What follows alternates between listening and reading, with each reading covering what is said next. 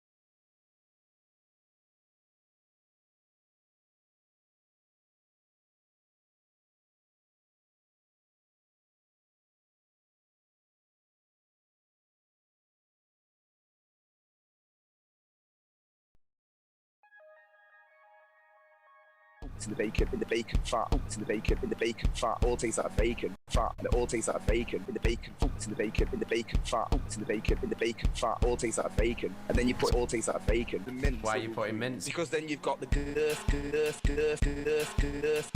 That's what you're not getting.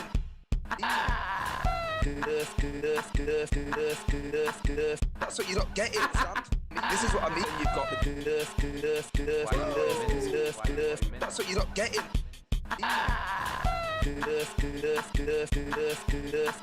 That's what you're not getting, Sam. This is what I mean. Hello.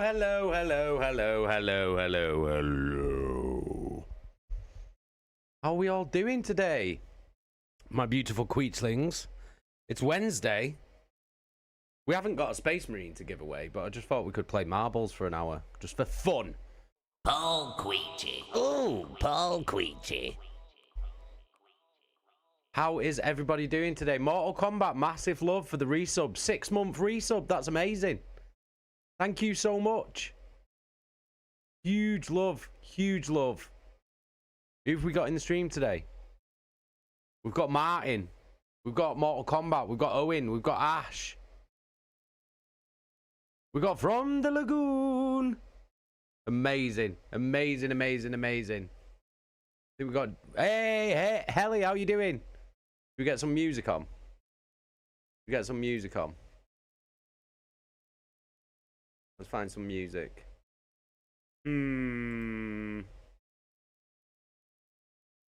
some lovely music to put on while we...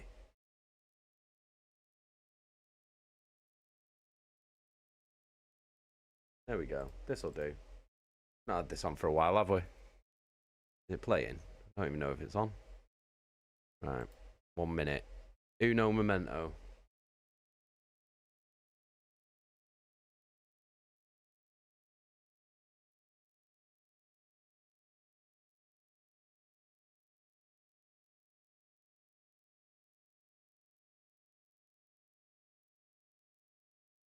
One minute.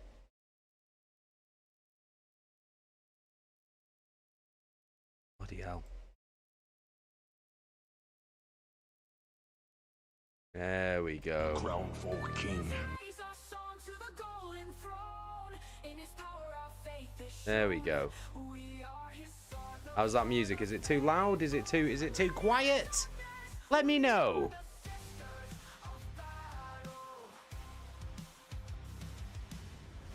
It should be all right. Hey, Jesky, how you doing? Big love. Oh, let me get me crown on. Let me get me crown on. There we go. That's better, isn't it? Isn't that better, eh? Much better. Right, should we just go on a race, shall we? We'll just go on a race. So how's everybody's Wednesday? What have you been up to today? I got my shoes delivered today. My colourful trainers. So now I have trainers for every single colour of death metal shirt that I own. Now I truly am dressing like a Power Ranger. Or John Cena, whichever one really. Owen, just been working, mate. Mortal Kombat's been in bed all week so far. Jesky, my youngest daughter, she says hello. Hello, how you doing? You alright?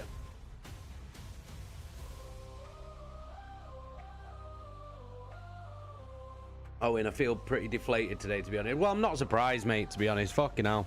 But, as shit as it is, with what happened to your car, at least you're okay. Do you know what I mean? Like, I know it's a fucking cliche to say it, but it could have been worse. Like, do you know what I mean? One of them, innit? It's shit. But it could always have been shitter.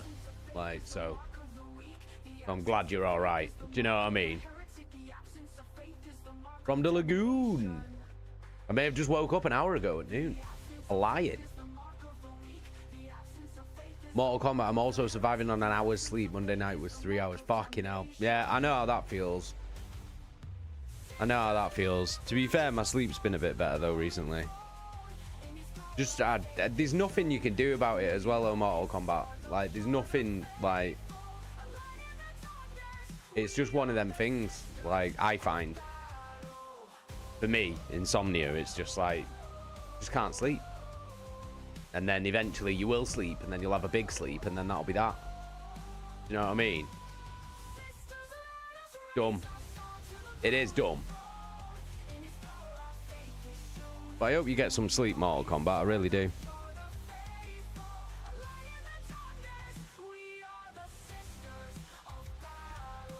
Oh, fucking hell, it's warm in here today. I'll tell you that. So yeah, I was thinking we could play fucking marbles for half an hour, 45 minutes, and then we'll read a chapter or two of Flase Gods. And that'll be our Wednesday evening.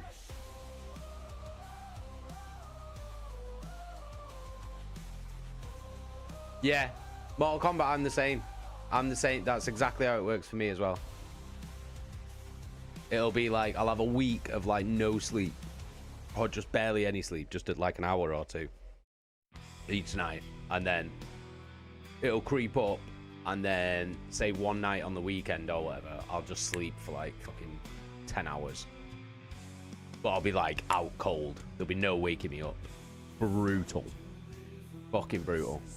Hey, Phoenix, how you doing? Welcome back, Phoenix.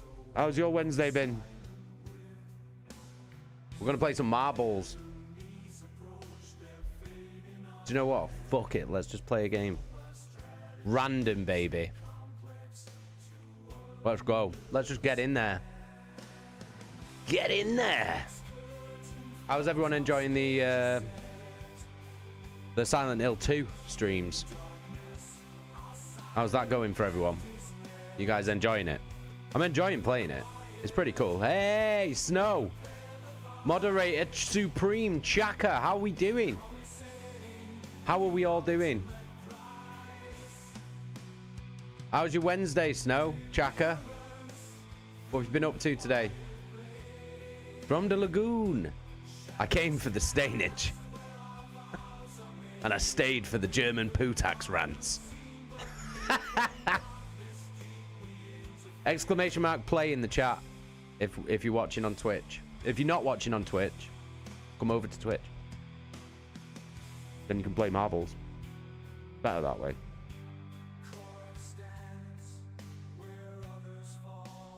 Phoenix, Wednesday has been a pain in half the face. Now about to start soldering a PCB that arrived in the mail. How's the Glam King? I'm alright. I'm alright. I've been... I can't really say. So me and Steve have had some ideas. So I've been making things for the ideas that we've got for the stream. So I've been making stuff today. And also looking after Scarlett as well, because she's still ill. But she's much better today, though, thank fuck. Ellie, nipped pets at home. An Element for some bits this morning. What'd you get from Element?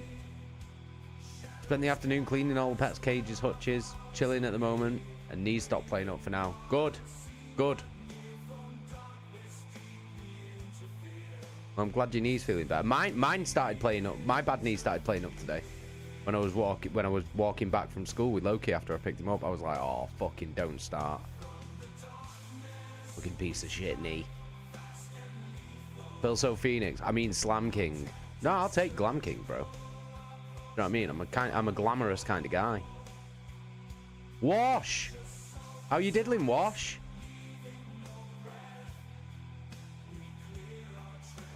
For everyone who suffers a lack of sleep, do a hard workout at the gym for 90 minutes every day. Guaranteed you'll sleep like a baby at night. Yeah. Since I've started working out and changed my diet, I've noticed that I'm sleeping better. Which is weird. I have noticed that. Snow, it's going well. Getting a tattoo tomorrow, so I'm excited. What are you getting a tattoo of? Mortal Kombat Glam King. He was that the other month. Yeah, that's true. Owen, the forest. we are doing the forest next Tuesday, which is exciting. So exciting for that. But no, it's not for that. It's for something else. It's for something else. It's amazing as well.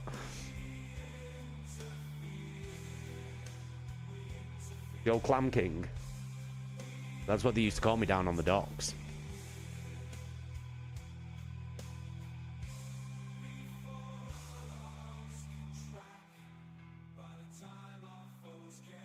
Hey, Leeds J, how you been, bruv? Nice to see you, brother. How you been? How's your Wednesday been? What have you been up to? Ellie, various shades of blue and turquoise, and that Psycho brush I've heard you mention. Oh, you got the Psycho? Dude, that brush is crazy. It does make doing eyes easier, though, I find. I literally only use that brush for eyes. That's all I use that brush for. I've never used it for anything else other than eyes. So I've got a whole brush. I bought a whole brush. And I only use it on eyes.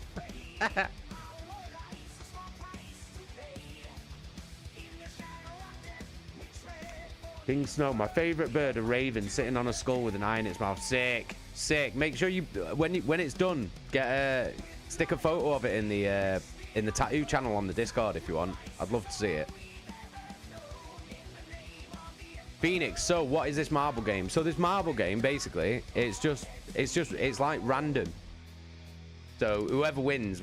We all get a marble, and we just play.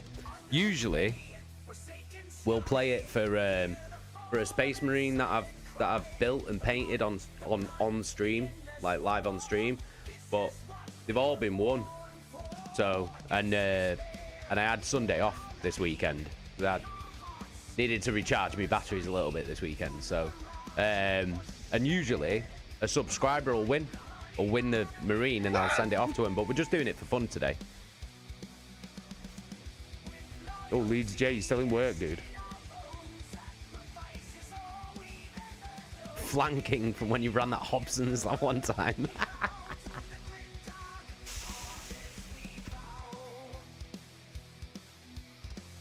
Right, has everybody got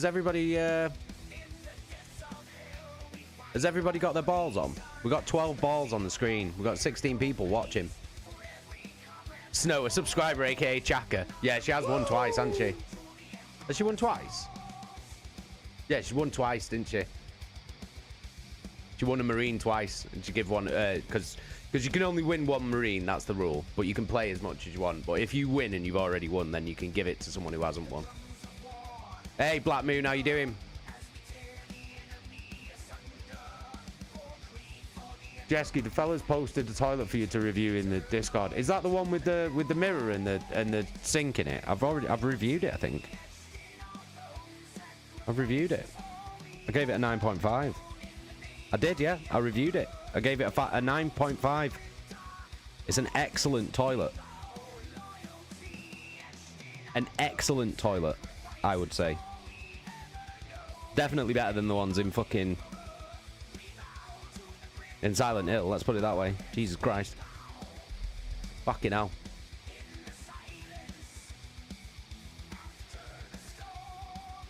Oh, you want a Phoenix? You want a package from Scott? What did you win from Scott? Oh, I like Scott. He's a nice guy. Right, let's play. I'm going to start it. We've got 14 balls. 16 viewers, 14 balls. I like 14. 14's a round number. That's a decent amount of testicles. It's 7 full sets of testicles. 7 full sets of testicles. Right, who've we got in the lead? From the Lagoon. From the Lagoon. From the Lagoon's in the lead.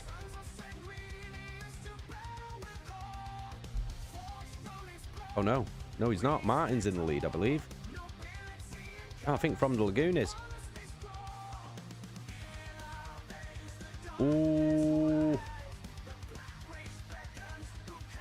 The crowd is split. The balls have been split. Everybody's still in, though. No. Oh, no. Martin's out. I spoke too soon. I jinxed you, Martin. I'm sorry. I apologize. It's my fault, that. Go on. Who's going to drop first? Phoenix. Phoenix, I believe. Phoenix is in the lead. Oh, my shit. Look at that. Ooh, them hammers are spinning, bro.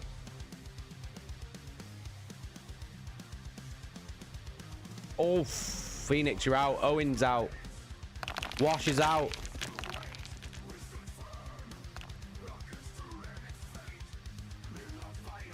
Ooh, Leeds J's in the lead. Leeds J's in the lead, but I think he's going off track. Oh, no, it's putting back on the track. Snow's out as well. Oh, Leeds J's out. Chaka's in the lead. Chaka in a magic ball, man. Like, fucking hell. This is fucking mental, this.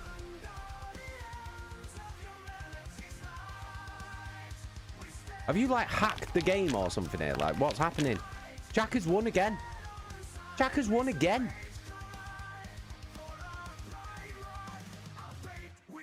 Chaka's won again. Congratulations, Jack. Chaka, your ball is... something's wrong with it, man.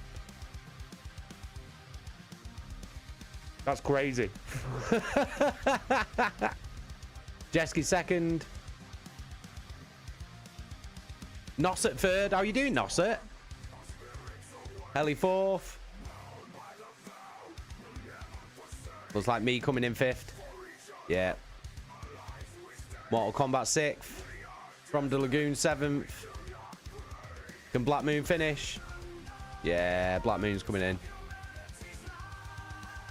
There we go. Chaka wins. Let's do another.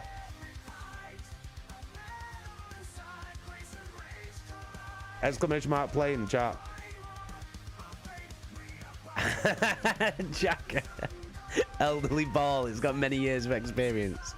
Snow, I'm 100% convinced she cheats somehow. Fucking hell. Oh, and I can't believe you didn't finish the track again. That's mental.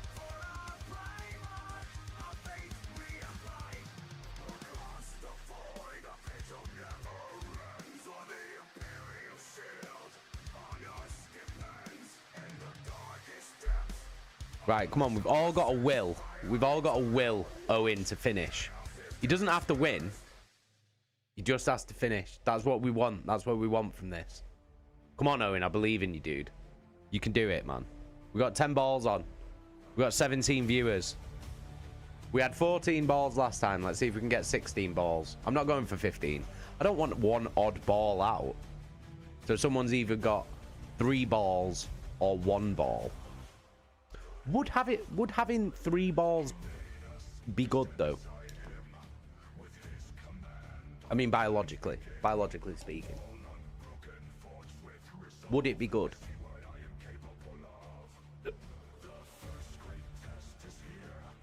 What would be the pros of having 3 balls? I don't think there would be any pros of having 3 balls, because the position naturally like that, aren't they? So they don't bang into each other. So if you put another one in it, where's it going to go? It's got to go above or below. So then you'd end up with a really long scrotum. So on further reflection, I don't think 3 balls is the way to go.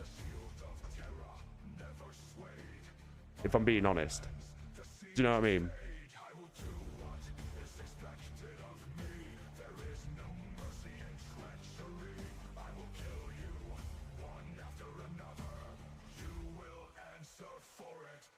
Phoenix, hey, if it's okay, I'll donate a key for Monkey Island 2 on Steam for the next winner.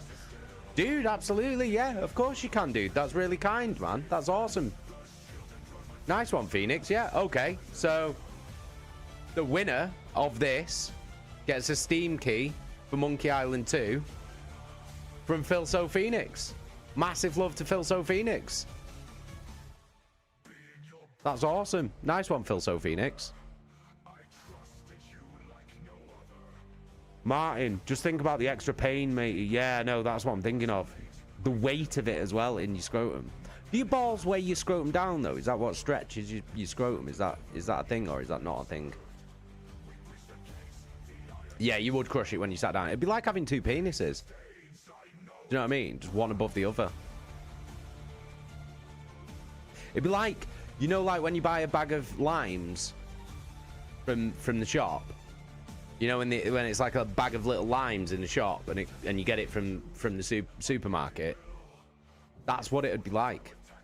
That's what it would be like. That'd be fucking horrible. Exactly, Helly, like a net of oranges. They'd be massive though, not like a net of oranges. Nah, it'd have to be limes. It'd have to be limes, and even then, that's quite big. That's a large Tezza. We got 13 balls. We get another ball.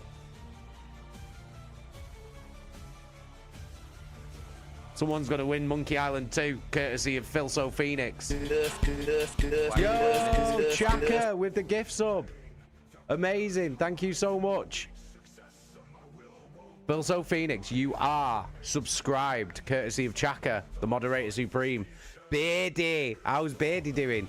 A net of plums, Helly. Yeah, there you go. Now we're talking. Now we're back in the region. The plum region. Right, okay, let's start. Winner of this gets a Steam key for Monkey Island 2. Courtesy of Phoenix. Let's go. Bosh. Here we go, here we go. Oh, Martin, steaming ahead. Steaming. Absolutely steaming. Mortal Kombat, pick what I should cop off the merch store in 2 weeks when I get paid. I can't decide. What you looking for, though? Like, what you looking for? A t-shirt? We've got the new basketball top and shorts.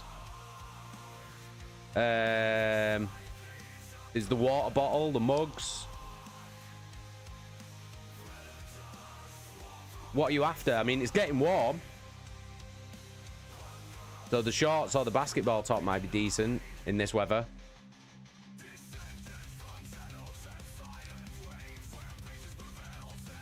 What are you thinking, Mortal Kombat? Snow's in the lead. Snow's in the lead. Snow and Watch fighting out. Into the sieve. Into the sieve they go.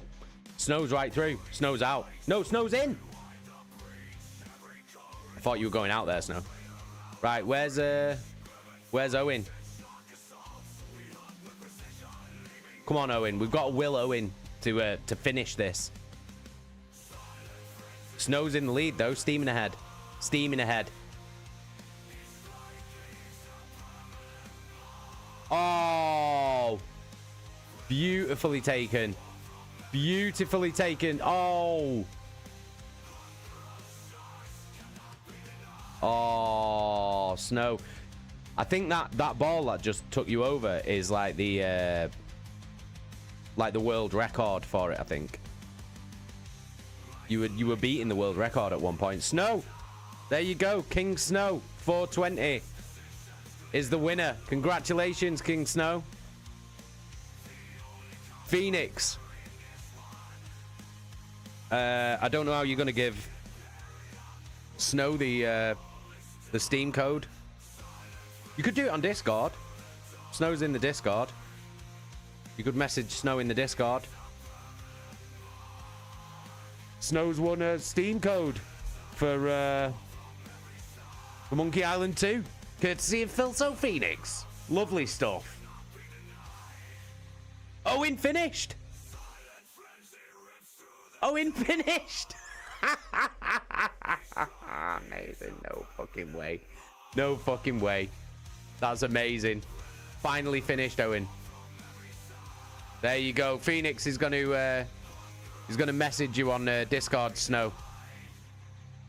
Congratulations, Snow, and thank you again, Phoenix, for the little prize. Fucking awesome. I can't believe Owen finished. That's mental. That's fucking mental.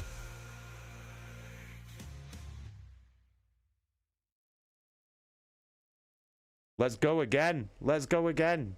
Exclamation mark play. I need my Diet Coke. Can't believe I'm drinking Diet Coke. What's the world come to, man? What's the world come to? That I'm drinking Diet Coke.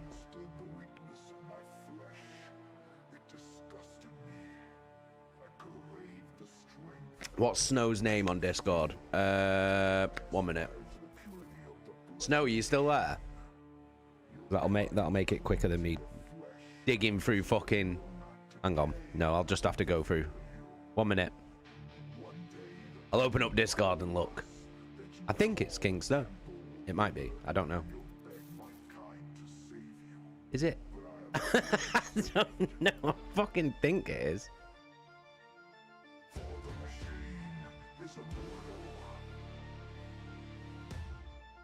Oh, come on, Discord. What are you doing to me? Right, hang on.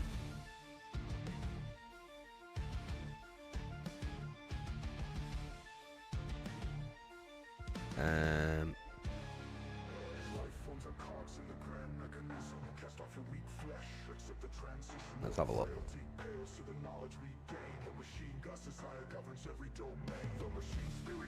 Oh, I can't see because I'm fucking streaming.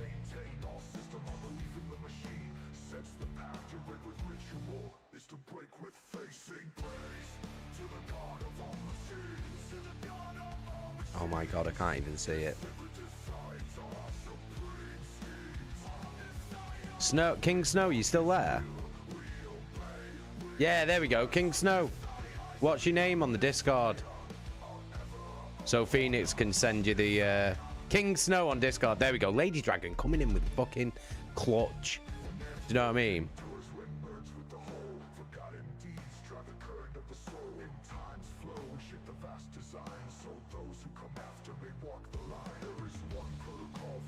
Mortal Kombat, I'm not too fussed. All I know is I'm going to spend a ridiculous amount.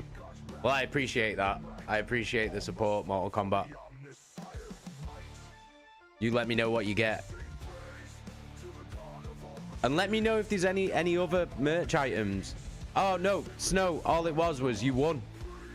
So you won the Steam key of Monkey Island 2 from that Phoenix generously donated as a prize. So Phoenix is gonna message you on Discord. Por favor, mon frère, as the Germans say. Megan, how you doing? Lady Dragon, how you doing? Raptor Wash, try Pepsi Max Lemon, it'll change your life. Okay, I'll try it. Has it got 0 sugar? Leeds J, have you possibly had any more thoughts on what we were discussing the other month? Yeah. I'll message me on Discord. Megan, is it a giveaway tonight? No giveaway tonight. No Space Marine giveaway tonight. It's just for fun, just for an hour. And then we'll read the book. But Phoenix just donated a Steam key for Monkey Island 2, and Snow won it.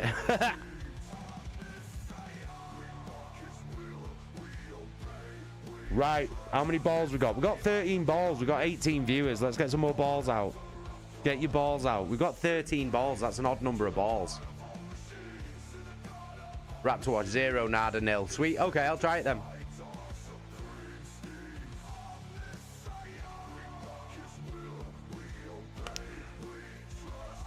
Contrarian, how you doing?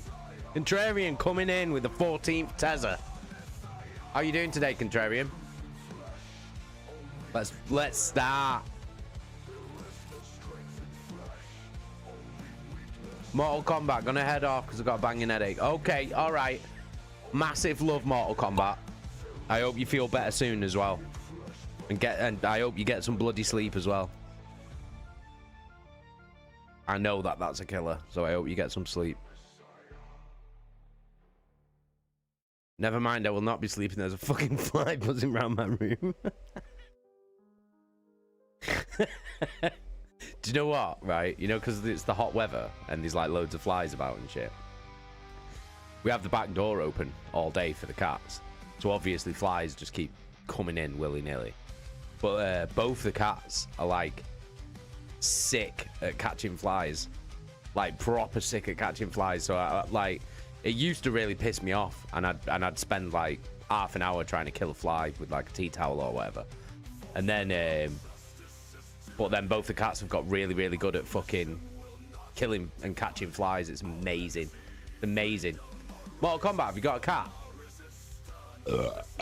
Oh, por favor, mon frère. Bit of German, that, innit? Do you know what I mean? Bavarian dialect. Bit of the old Bavarian. The Bavarian Barbarian, that's what they call me on the mean streets of Munich. Leeds J, you're fucking battering it here, lad. Oh, Phoenix is not too far behind you. Unfortunately not. However, there may be a new Queechy crew member soon. Yeah. What are you getting? Are you still calling him Queefs? Queefson and Queechy, was it? Was it Queefson and Queechy? Was that what you were saying that you were going to call him? Beardy, Jason, where are the hats? Which hat? Which hat?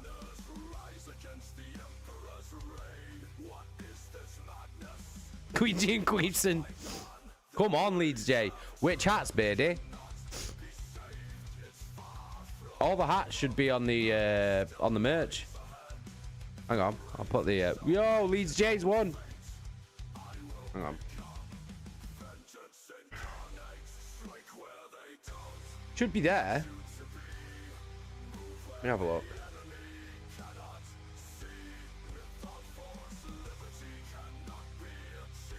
Oh, the three-eyed hats. Ah, right, okay. I am still waiting for something for a part of it.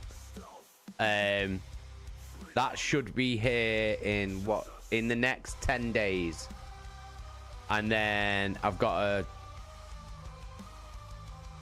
to do some some other stuff to the things, and then they will be available.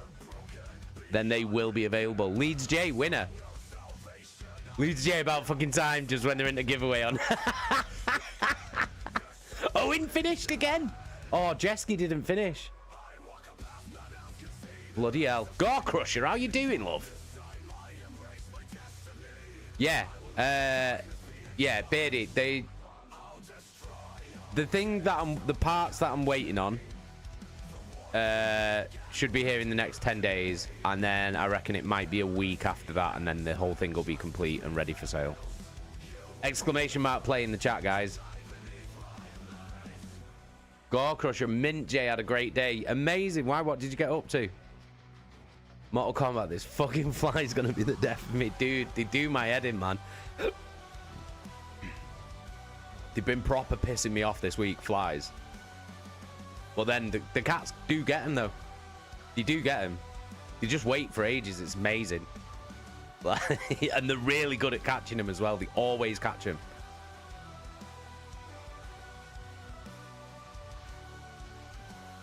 Yeah, Lady Dragon, that was a banging run, that. That was a banging run. Fair play, Leeds J. Jesus Christ.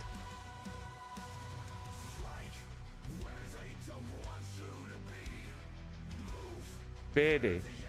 Mortal Kombat. Beardy, I know what you're on about. You mean what he brought up Angel Maker? Yeah, they're going to look amazing. So don't you worry about it. They're going to be amazing. So yeah, I reckon I sound like that piss take of George R.R. Martin in South Park. They're coming. And when they come, they're gonna be amazing.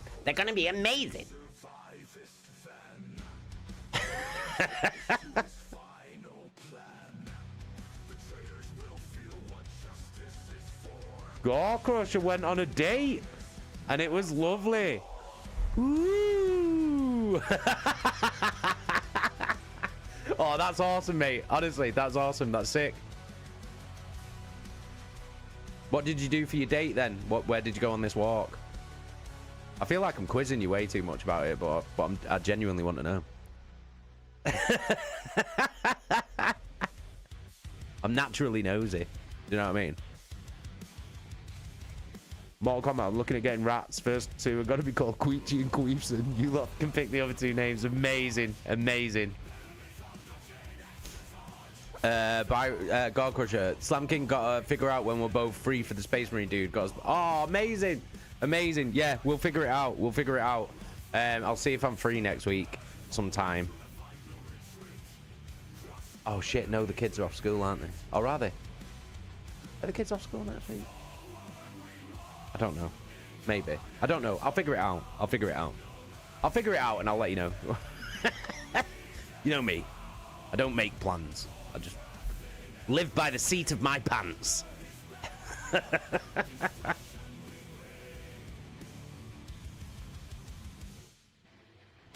Gore Crusher, Slam King went on a walk in Presswich cloth. Also got her on your stuff with a pattern. She loves it. Amazing.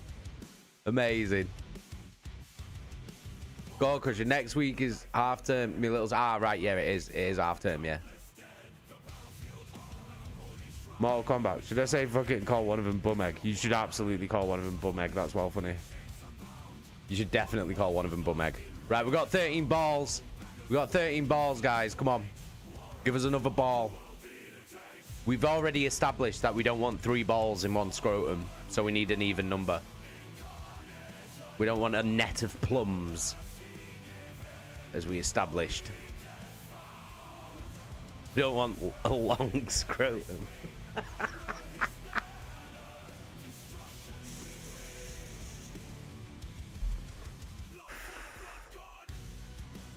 Yeah, we don't need that. We don't need a long scrotum. Queechy Queefs and Bum Egg and Bummo.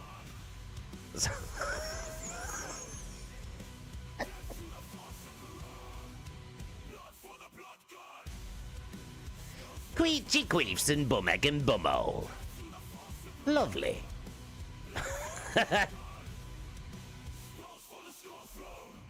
They are pretty good names, though, to be fair. Highbrow, though, innit? Do you know what I mean? That's what you get from this stream in this community. We don't mess around. Bumhole has to be brown. Little pink nose.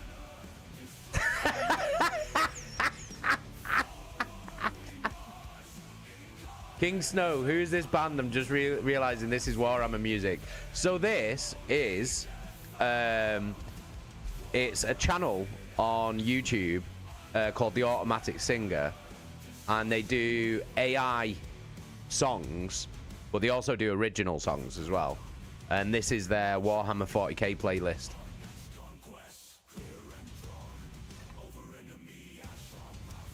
I usually have it coming across on there. I usually have it coming across the bottom. I don't know why it's not there. I can't find it. Hang on. We can do that now. We can do it now.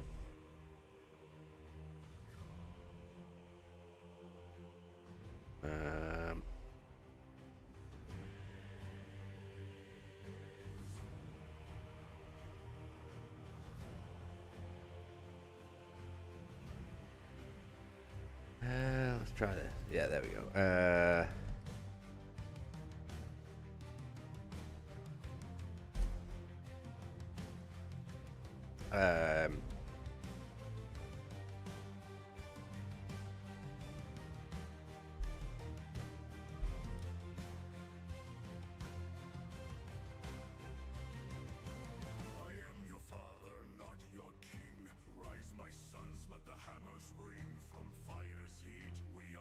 Okay, there we go. There we go, look at that. Look at us.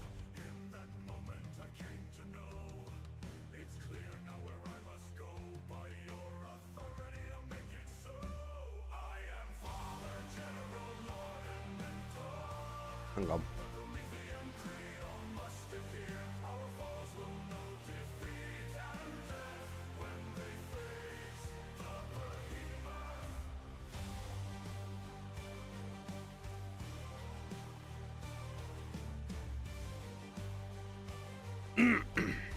One minute. Scroll, baby.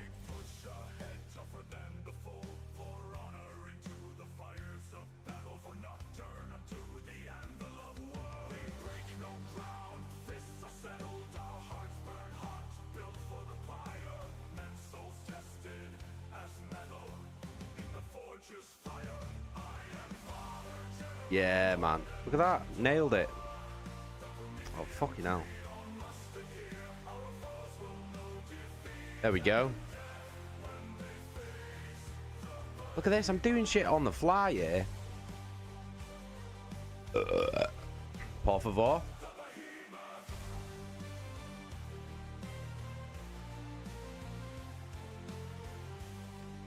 Bet you didn't know I could speak fucking German, did you?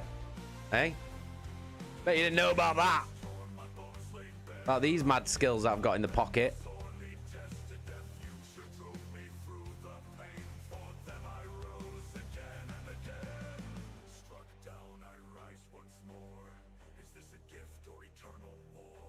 Gale, you fucking asshole.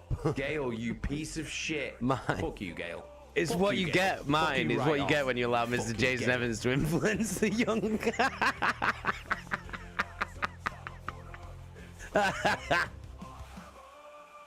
Oh, Megan, you having a Chinese? Fucking lovely. Lovely. Right, let's start this. King Snow, that's sick. I wasn't paying much attention, then I had blood for the blood god, and I was like, that's corn. Yep. Yep.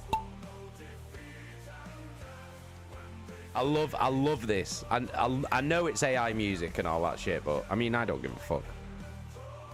You know what I mean? I've made enough music. I can like whatever I want. I can like whatever I want, I don't care. I've done my time.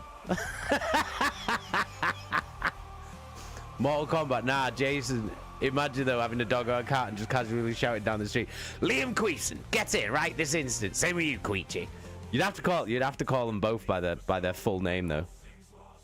Liam Queeson and Paul Queechy. Full name for a cat. That'd be amazing. Oh God.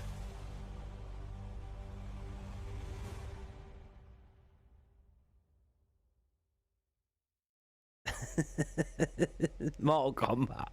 Let's make a language only the Discord and stream watchers will know. I think that's like 90% of the shit that we fucking say anyway.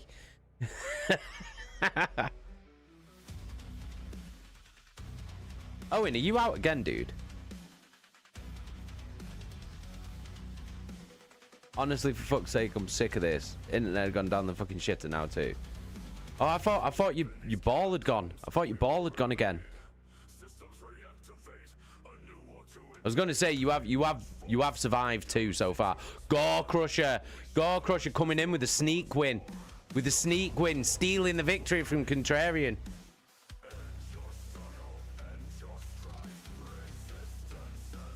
Owen, you have more problems with your internet than I do, and I have a lot of problems. Who are you with, Owen? Which ISP you with?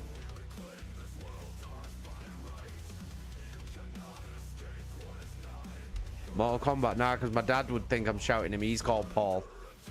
I'm constantly asking him if he's Paul Queechy. Is he Paul Queechy, though? That's a real question. Maybe he is. Maybe he is. Yeah, oh, in my internet's shit as well.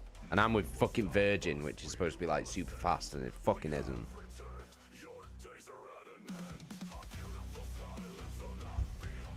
It's fucking not. I'll tell you now.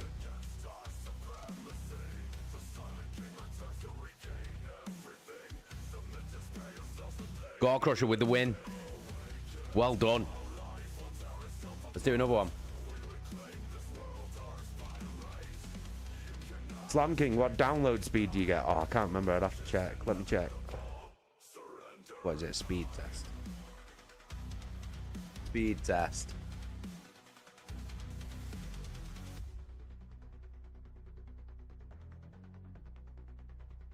Run speed test.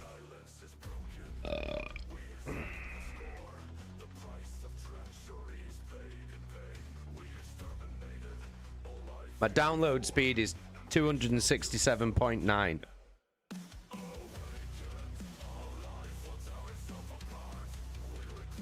And my upload speed's 19.1.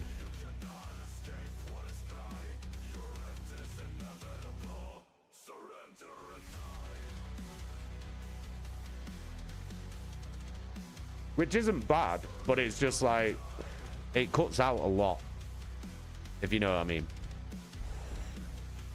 It does cut out a lot. Exclamation mark play in the chat.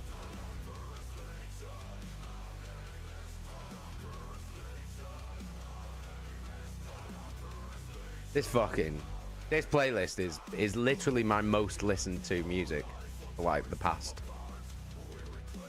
4 or 5 months probably, I would say.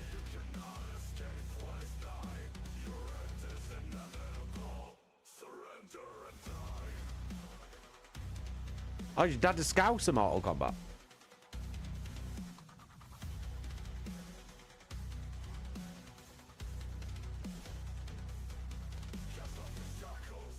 Gore Crusher, I've already made space on my shelf for the Space Marine and we passed down to my children and grandchildren. The heirloom. The heirloom of Gore Crusher. He's right here. He's right here. He's been sat on my desk waiting. Sat on the old desk waiting. Slam King, what? Hope you don't pay loads for that. Yeah, it's expensive. But it should be faster though. Do you know what I mean? It should be way faster than that. They tell you, oh, it's super fast broadband. And then you pay for it. And then you're like, I don't feel like this is any faster than the broadband they had before. And then they're like, oh no, you want the super fast broadband. Oh no, you have to pay even more a month for that. And I'm just like, motherfuckers, man. And then we wanted to change over to Sky to get faster for like cheaper basically, because they were doing faster internet than what this is. For I think it was only a little bit more expensive or about the same price as this. And then they were like, yeah, that's fine, but you'll have to pay us £500 for us to let you out of your contract. And we were just like, what the fuck? Fuck off, man. Like, you can fuck right off. As soon as this contract's up, we're fucking gone. You can eat shit. Fucking virgin. Kiss my 3-balled scrotum. That's what they could do.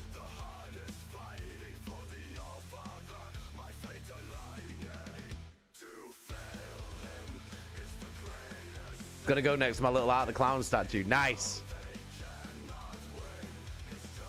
Snow, there needs to be a band dedicated to Warhammer like Brand of Sacrifice and Berserk. I agree. I agree. Where did you place that time? I'm not sure. It was in the top 10 though. I think it was somewhere between 5 and 10, I think. I wasn't paying attention because I was waffling, Owen. I was doing a big old waffle name.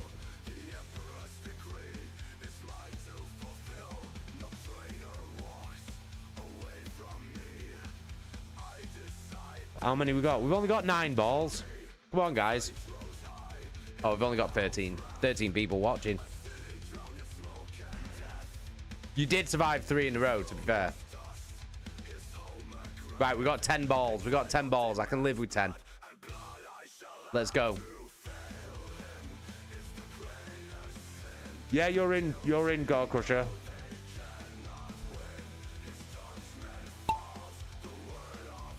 Oh, I like this one. This one's the fucking Dexter's Laboratory. This one's good. I like this level.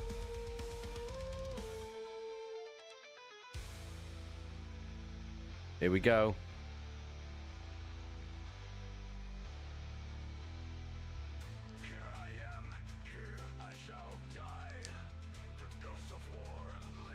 Jeski's in the lead here. I think Raptor Wash, yeah, Raptor Wash is second. Yeah, I do like this level. This level's cool.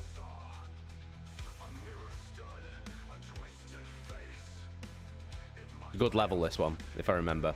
The space one's good as well. Oh, you have to be careful on there. Raptor Wash is out. Owen's out.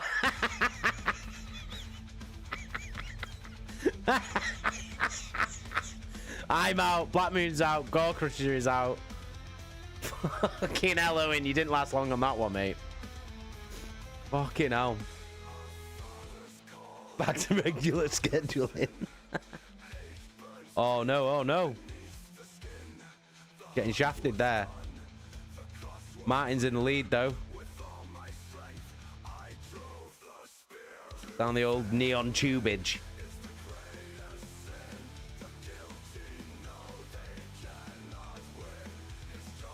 Snow, his luck got used up in those 3 finishes. That is true. Hey, Owen, you got more finishes than you usually do, though, mate. Like, do you know what I mean? Come on, Martin. Oh, Snow's right, not far behind you.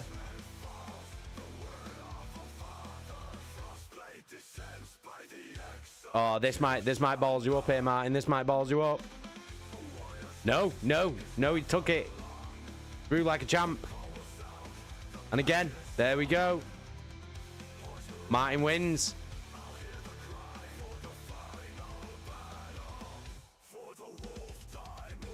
Snow second. Chaka third. Jeski fourth. Where's Lady Dragon? Can she finish? Can she finish? Where's the fire? Is the fire coming? Oh, the fire's coming. Fire's coming. No, she's out. Martin wins. Martin wins. Oh, bloody hell. Exclamation mark play, guys. Let's do another one. We got 20 minutes until we'll read the book. Until story time. Story time with Jason Evans.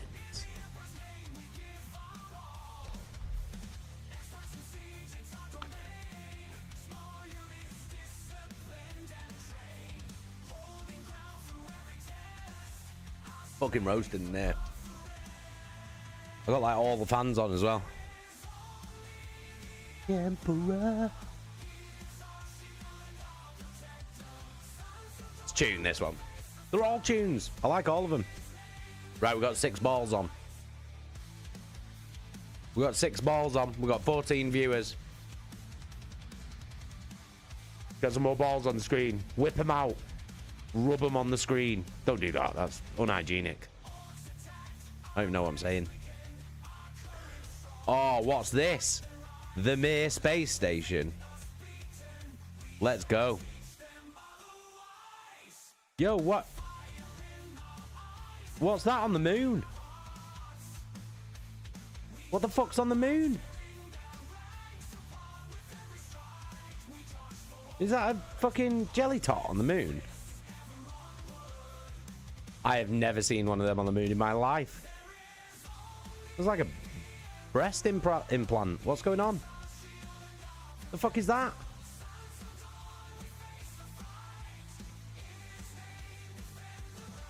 Fucking weird. We've got 8 balls.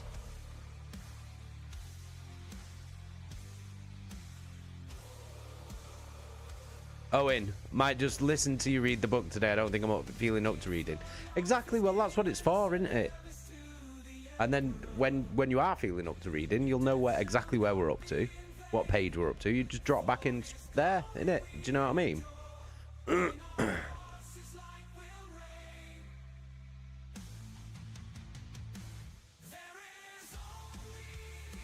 Right, let's go. Let's fucking go. We've got 8 in.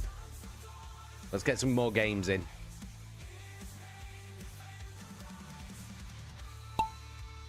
Bosh. Where's the moon gone? Right, let's see who's first. First into the hole.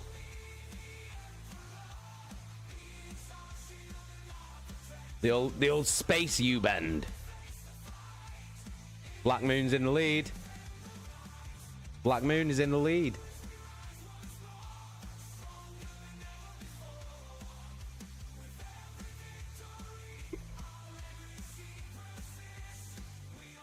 Holy shit. I can't even keep up with this.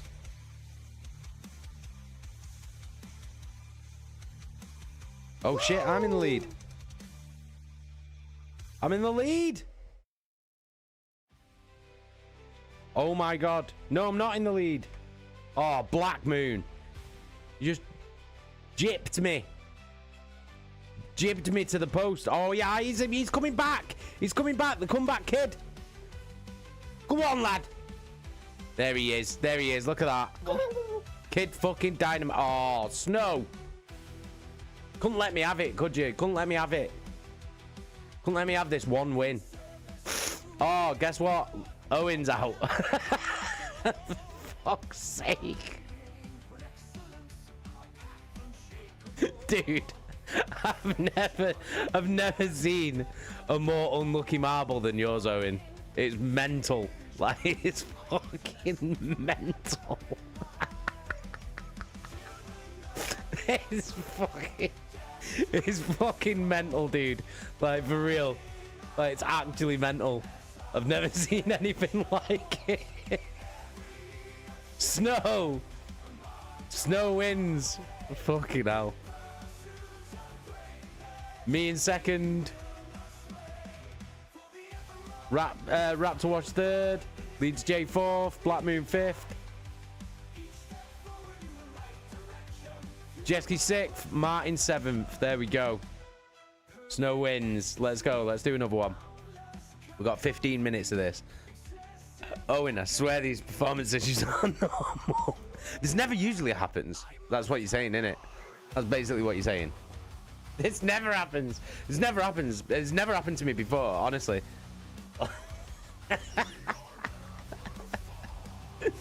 Exclamation mark play in the chat, guys. Let's go. Let's do it.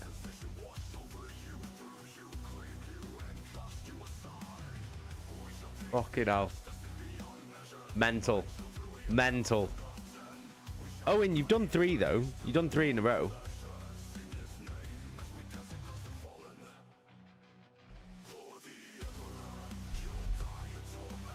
That's pretty good. That's pretty good going, to be fair. Like, let's be real about it. Do you know what I mean? How many we got? We got 8. We got 15 people watching. Let's get some more. Let's get some more marbles in. If you're watching, all you got to do is type !play in the chat, and then you get a marble on the screen.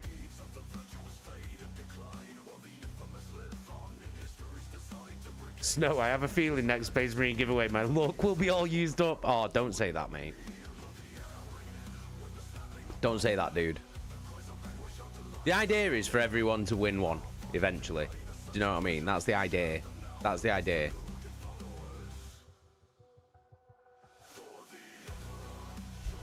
Oh, having to lower the bar all the way to hell to give that little congratulation. Yeah, you know what I'm like. I'm a glass half full kind of guy, though, aren't I? That's what they call me, Positive Pete. Are we getting any more marbles? Positive Peter. I do appreciate it. I'm just gassing you up, Owen. Do you know what I mean? Take the compliment. Do you know what I mean?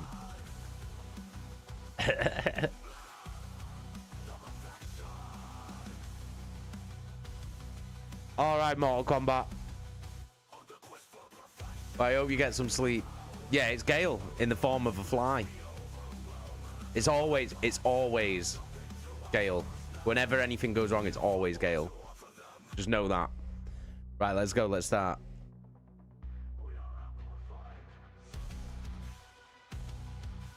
Let's go. We're in. Oh, por favor. Bosh. Owen's in the lead. Imagine if Owen wins one, we'll all lose our fucking minds. Oh, this is the fucking sick one, the one that goes through the solar system. Imagine if Owen wins one, though, now. The greatest come from behind victory of all time. We need to do a league for this, you know. Marbles League. And, like, actually, like, register wins and losses. But I don't know how to do that. I don't know. I don't think you can. Oh, Rowan. Oh, Jesky. Leeds J, come on. Couldn't let him have it, could you? Couldn't let him have the win. Where is he? Where is he? Let's follow Owen on this fateful journey. We'll follow Owen. Jesky's in the lead, though. Let's just follow Owen. Cheer him on, guys. Come on. Jesky, I don't want to win. Put pressure on you now. Put pressure on you to lose now. Jesky, you're miles ahead as well.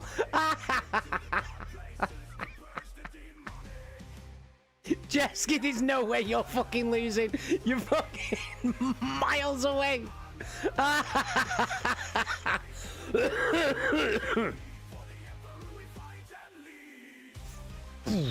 Go on. It's like a Sonic level, isn't it?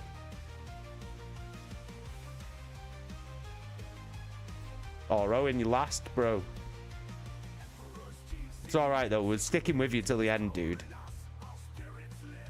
We're sticking with you, mate. Don't you worry about it.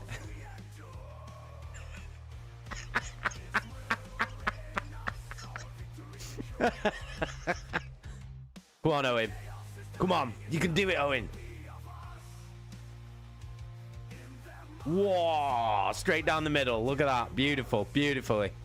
Beautifully done there, mate. What's happening? Come on. Don't blow it now. Don't blow it now. Keep it together, dude. Keep it together, bro. Here he comes. He's chasing. He's chasing. Do it for Yorkshire!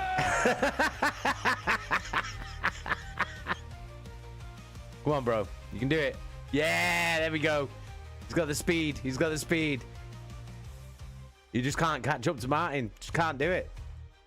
What happened with Martin then? How did Martin just fire ahead then? I saw that. Are you cheating, Martin? What's going on here? Come on, Owen. You can do it, dude. Yes! Go on, Owen! Go on, lad!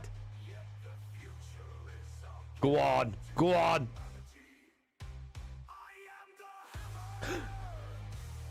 Hey, babe. We're just willing Owen on. Oh, thank you. Cheers, babe. Love you. Whoa, got a Slam Queen brew here. Martin's out, Martin's out, Martin's out. Martin's out, Martin's out. Come on, Owen, get through, get through, get through. You can do it, Owen. We believe in you, Owen.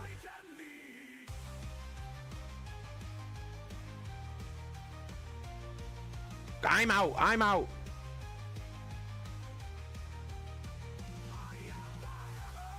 Come on. Yeah, he finished. Come on. Come on, everybody.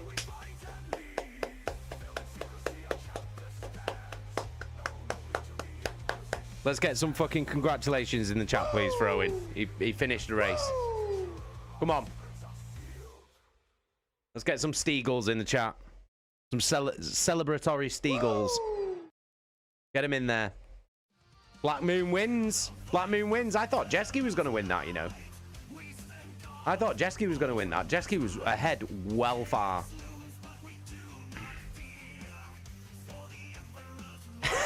Mortal Kombat, I genuinely clapped for you.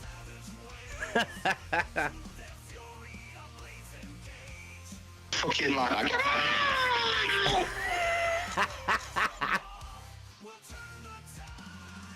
There we go. Look at that. An army of Steagles in the chat. An army of Steagles in the chat for Owen finishing a race. Well done, dude. Well done, mate. What time are we on? We could do another one. We can do another one. We could do one more. And then we'll read the book. Then it's story time. Exclamation mark play. What is this now? Uh-huh. I see.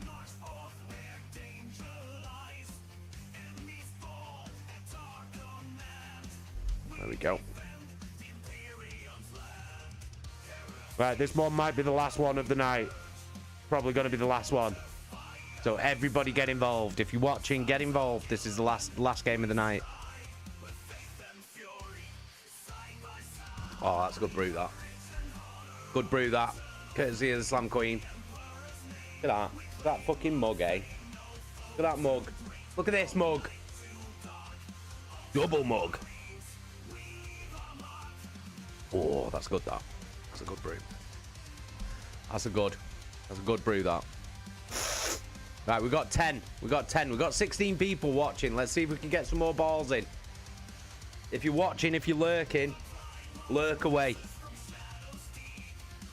But just press exclamation mark play in the chat now, so so we get more balls.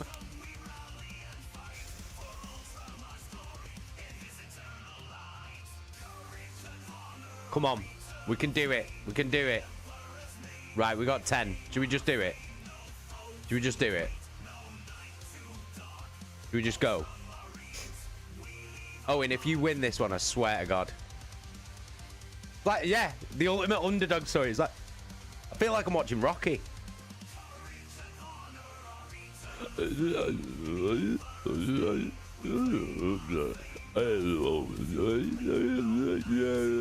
That's when Mickey dies. That's Sylvester Stallone in Rocky 3 when Mickey dies.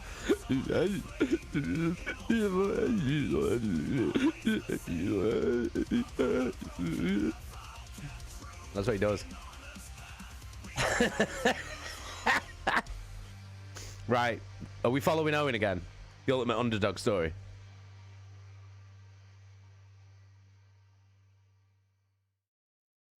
Jesky, how are you ahead again? Jesky's the new Chaka. She stole Chaka's magic ball. What's happening here? Hey, Chaka, how you doing?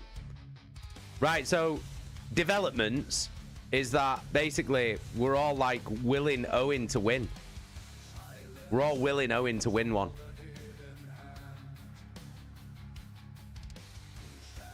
He's become the ultimate underdog. So now we're all like cheering him on.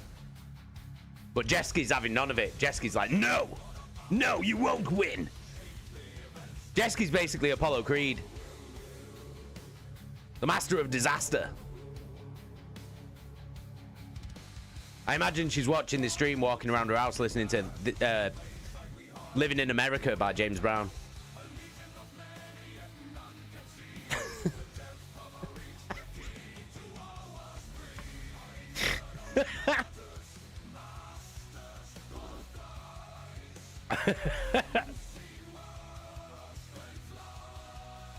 Oh, look, oh, Jeski's letting pass. Jeski's letting pass. Good on you, Jeski. Good on you, Jeski.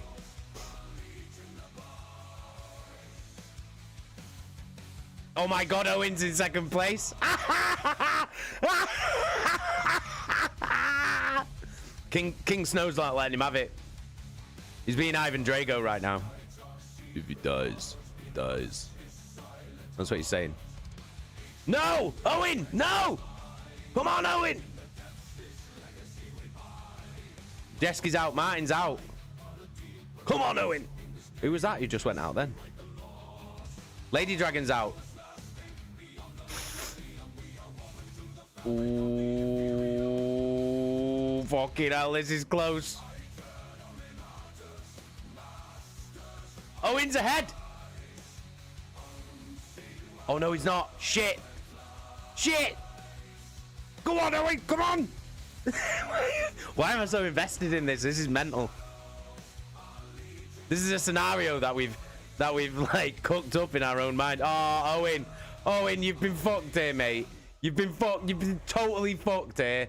That's bullshit. That's bullshit. Owen, no. Total shit. That's total shit. Come on, Owen.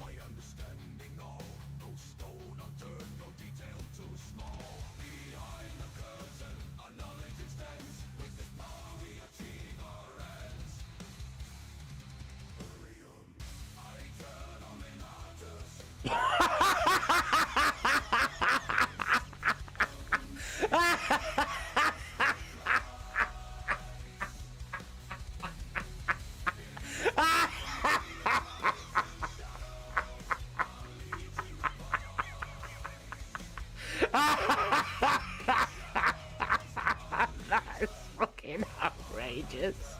As if.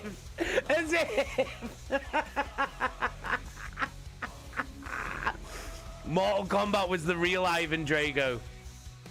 Mortal Kombat was the real Ivan Drago. I must break you. He's not a man. He's a piece of iron. The real Ivan Drago. Oh my God. Oh my God. Clubber langed. You just got clubber langed. You just got yeeted into the sun. That's mental. Congratulations to Mortal Kombat though for the final win of the night. That is fucking well funny. What an amazing ending to Marbles. That was amazing. Maybe Mortal Kombat. Can't believe it. Can't believe it. Absolutely clubber-langed him. Absolutely clubber-langed him. Owen's going to be sat there next to a dying Mickey going.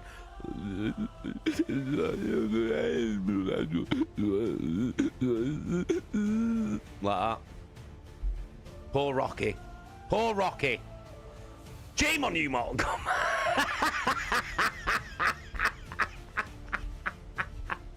Oh, what an amazing ending. What an amazing ending. As if. Fucking as if. That is fucking amazing. Jesus Christ. Fucking brilliant, that. Jeski, and you thought I'd win. I did. I thought you'd win both. You were well ahead. You were well ahead. And then your ball ran out of steam. That's what happened. That's what happened. Ran out of the old steam Horace. Owen, I feel these Marvel streams are just going to end up becoming Owen watch-along parties. We're just willing you to win. You've become the ultimate underdog. You have become Rocky Balboa. Rocky Balboa. That's who you are.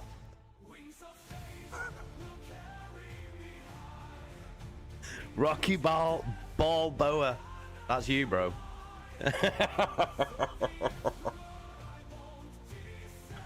Shame on me. Shame on the jizz patches. Yeah, the jizz patches were the worst. They're the worst bit. They slow everyone down. It weren't even that mugged him off though. It was the little fucking egg cup things just fucking yeeted him into the stratosphere. Fucking hell, that's amazing. That is amazing. Should be able to bet bum eggs on it on races. Ooh. Is that something we can do? Betting.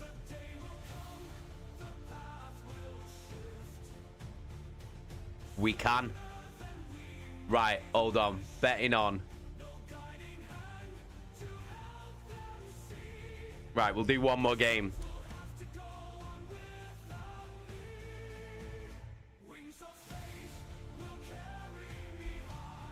We'll do one more. We'll do one more game and we can bet.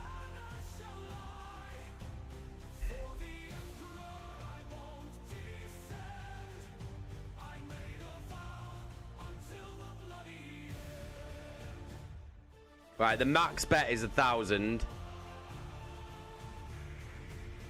I'll give you 3 minutes to bet.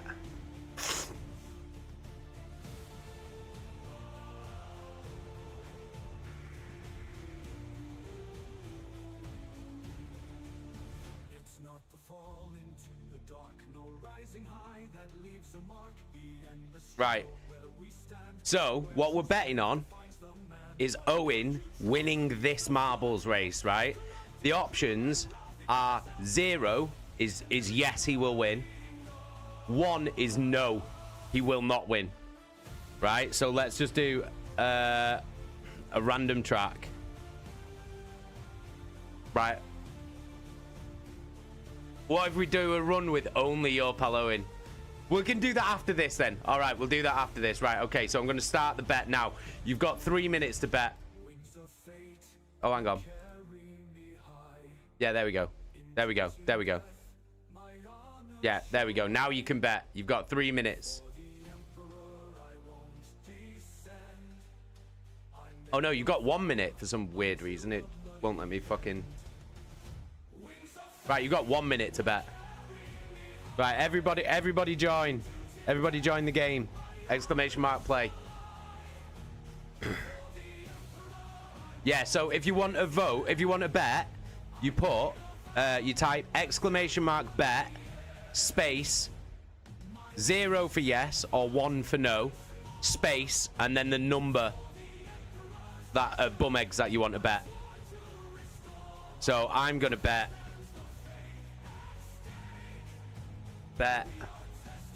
0 1,000.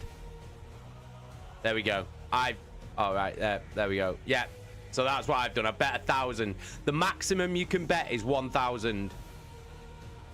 How many bets have we got?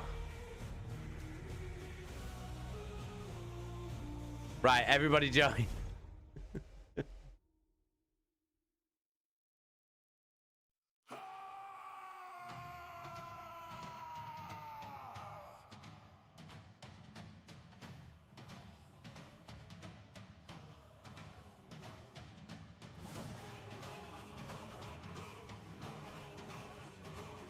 Right, let's go.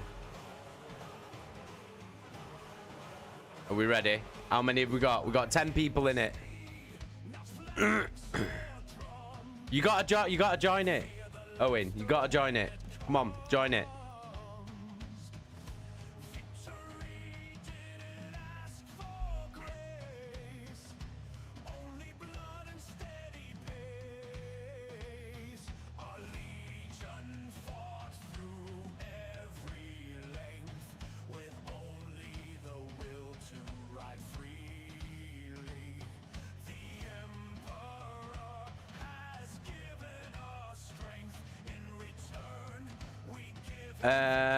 Are you in it?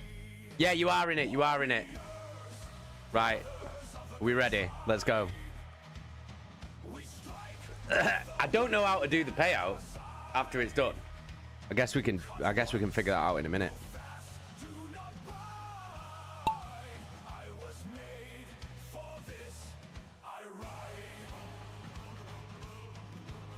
Right, here we go. Here we go. Here we go. Here we go. Let's see. Let's see. Let's see. Let's see.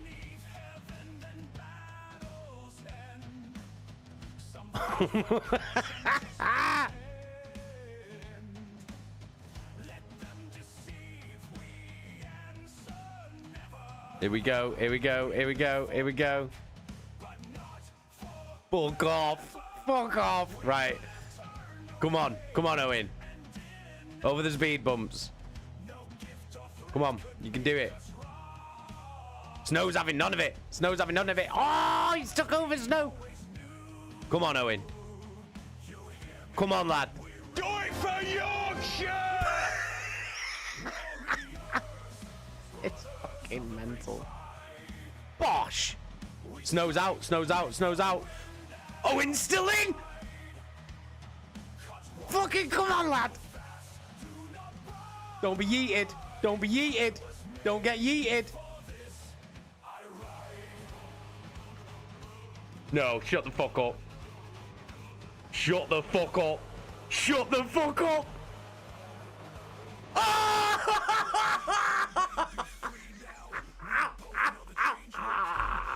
You bastard. No fucking way. That's amazing. That's amazing.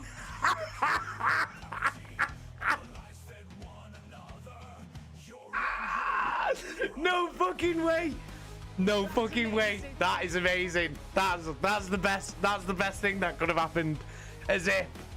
Fucking as if. That's fucking mental.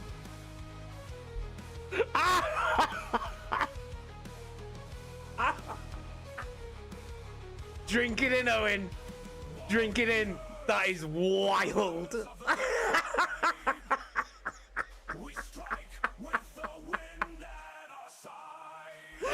Fuck off.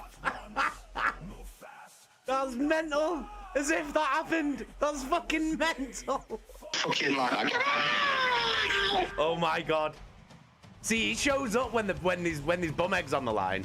Right, how do I end this now? How do I end this? Removes everyone's bets.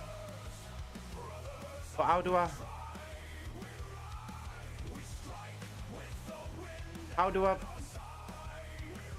How do I make the fucking thing work?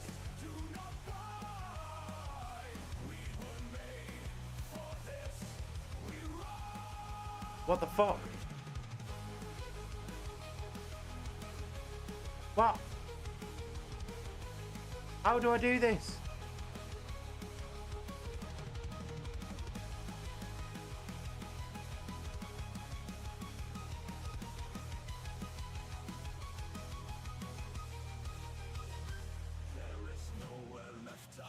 I don't know how to fucking do this.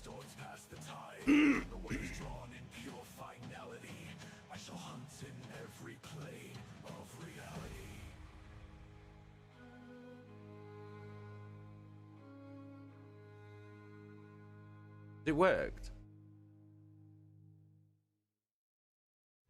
Has it worked?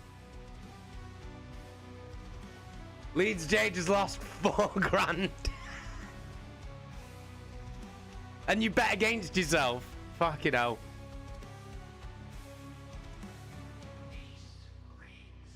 That is wild. That's wild. Has it worked? Did anyone get their bum eggs? I can't believe that. I actually can't believe that. That's fucking mental. The Queechy bots just said everyone who voted yes has been rewarded. Ah, right, okay, amazing. Right, let's do one more. Let's do one more. We'll do one more. Just Owen, enter on your own. Just Owen on his own, and let's see if he can finish this track.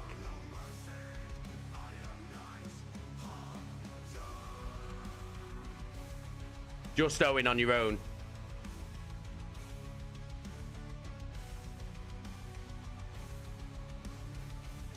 Right, there you go.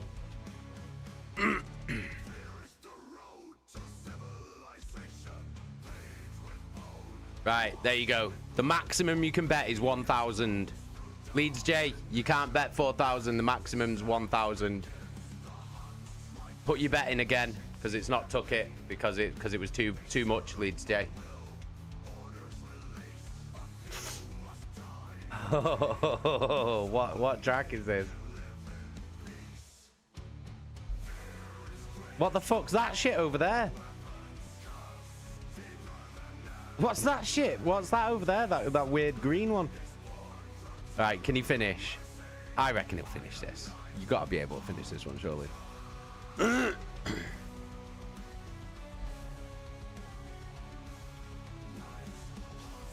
This little single ball on his own.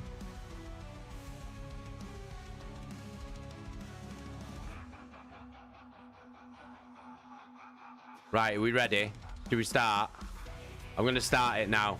So if you want to get your bet in, you've got 10 seconds to get your bet in.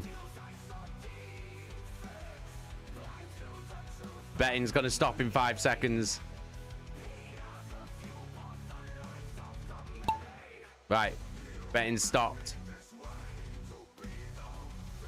Who bet no? Who bet no?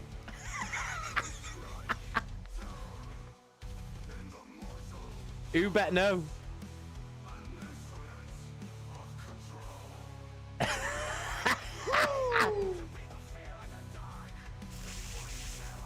Right, here we go. This is the last one. This is the last one of the night. This is the last one of the night. Come on, Owen. You can do it, bro. Jacker, did you bet no?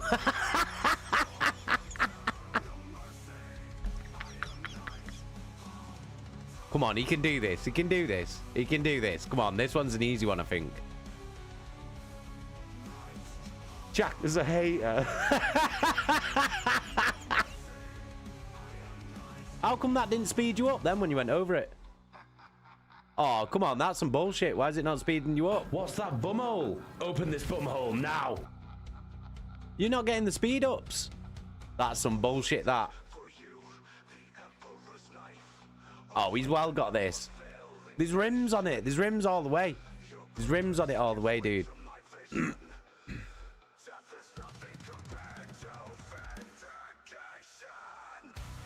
Nah, he's got this. He's got this. He's got this. This is the easy one, this. This is an easy one. He's defo got this. You've all earned some bum eggs here, courtesy of your pal Owen. Or maybe not. Not if you just get stuck there. Imagine if you get stuck there.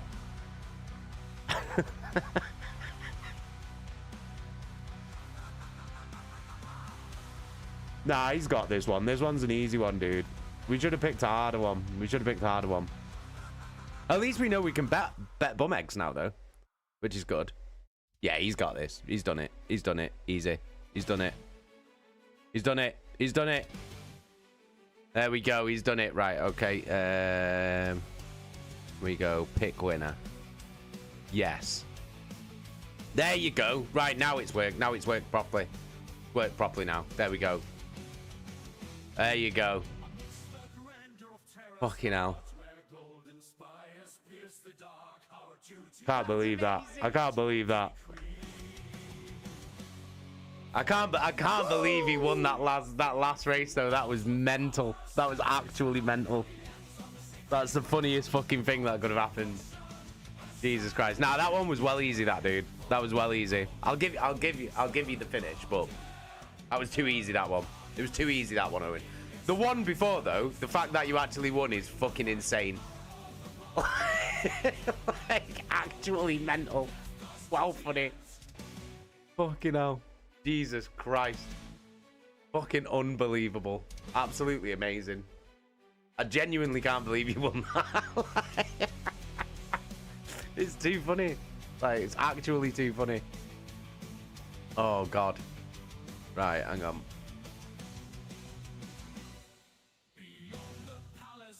Right, let me sort my camera out, and then we'll read a... And then we'll read a bedtime story.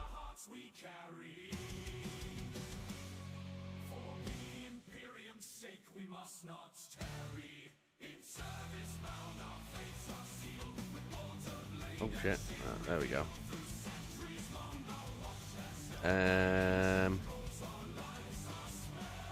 There we go. Oh, where's Stephen? Where is he? Oh, there he is. There you go. Where can he sit? Should we sit him here? We'll sit him here on this desk over here next to my... next to my printer. Jesus Christ. I genuinely cannot believe you won that. That is fucking mental. Perfect timing. Genuinely. Fucking wild. Fucking hell. Right, okay. Let us.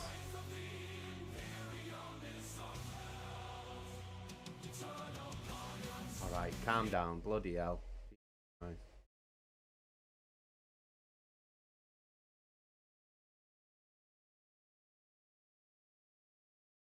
Trying to find the music I put on one. There then. There it is.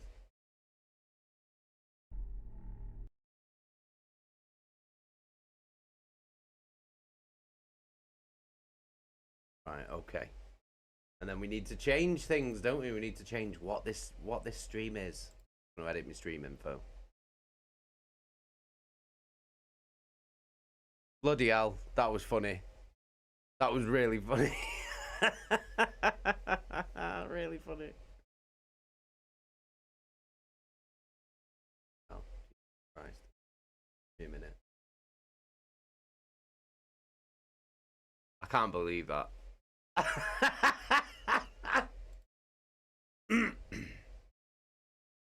Right, okay, so what is it? It is... We're reading a book. False Gods. Part 9, I believe.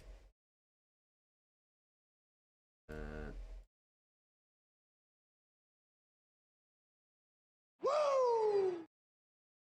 Woo! Okay.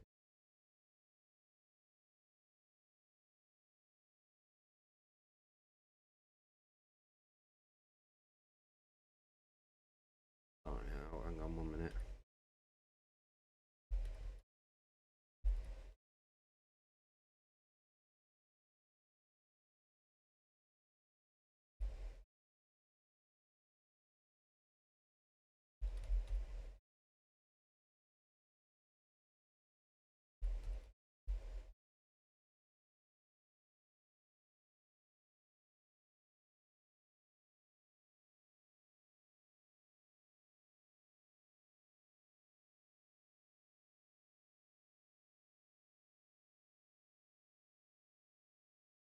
Okay. Ah, there we go.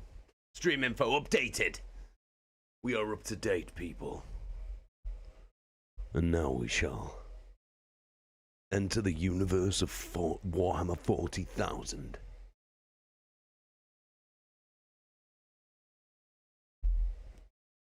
Oh yeah, I need to turn the emotes down. Bloody hell. What would I do without you, eh? Nice one, Chaka. Sound alerts down.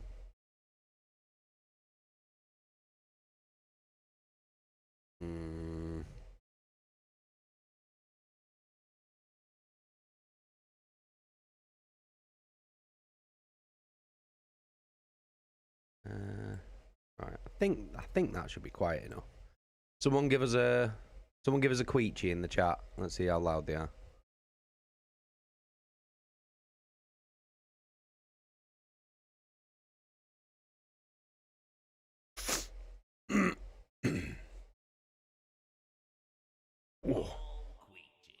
I was like, yeah, that's pretty quiet, isn't it? That's pretty quiet. Right, okay, let's check how loud the music is.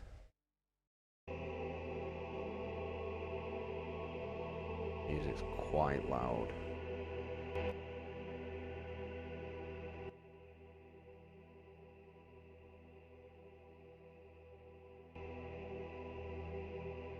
Turn that down a little bit. How's that? Is that music quiet enough? Is it too loud? What are we saying? Where are we at with it all? Let me know. Ooh, por favor.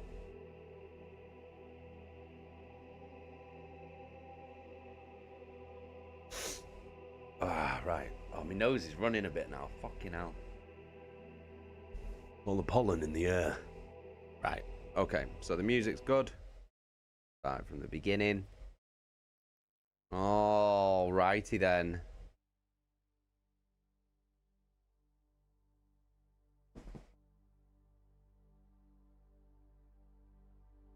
Okay, where were we up to? So we're up to chapter 17. What just happened?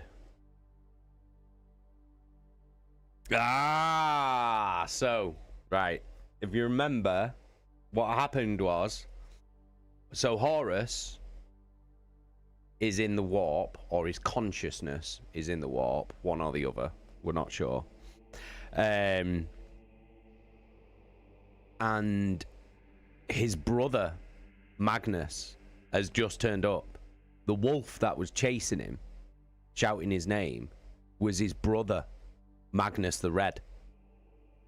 And he's come here to basically say, like, don't do this. Don't listen to this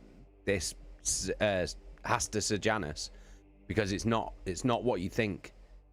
Sejanus is dead. And this person is spewing lies into your ear. Don't listen to him. Right? And then this Sejanus has come back and has turned up and been like, oh, blah, blah, blah, giving him bullshit, basically. So then Magnus, with a clench of his fist, has ripped this visage off Sejanus. And who is it? Erebus. So it's Erebus this whole time, while Horus has been in the warp, masquerading as Sejanus, telling him all these things about the Emperor and the Imperium, and that the Emperor's a liar, and the Emperor's stole power from the gods, and the Emperor has no place for you in his future of the Imperium. There's nothing for you in your father's future. You are nothing. And all this, so like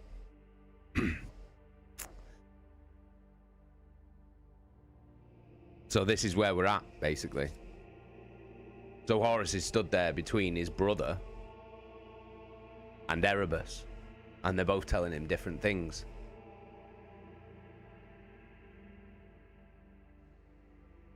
So yeah, Erebus got exposed, and Magnus is here.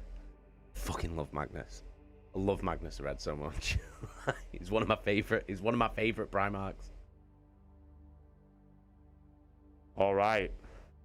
So let's continue. Oh, have you seen my bookmark, by the way? Have I ever shown you my bookmark?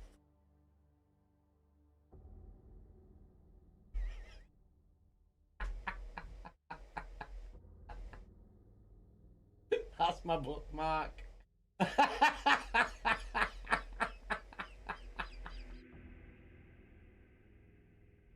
It's amazing. It's fucking amazing. Why has my nose started running now that I've got to do stupid fucking voices? Of course it has. Of course it has. Oh, you need a clear nasal passage for your voices, do you, Jason? Well, we'll see about that. All right. False Gods by Graham McNeill. Chapter 17. Horror, angels, and demons. Blood Pact.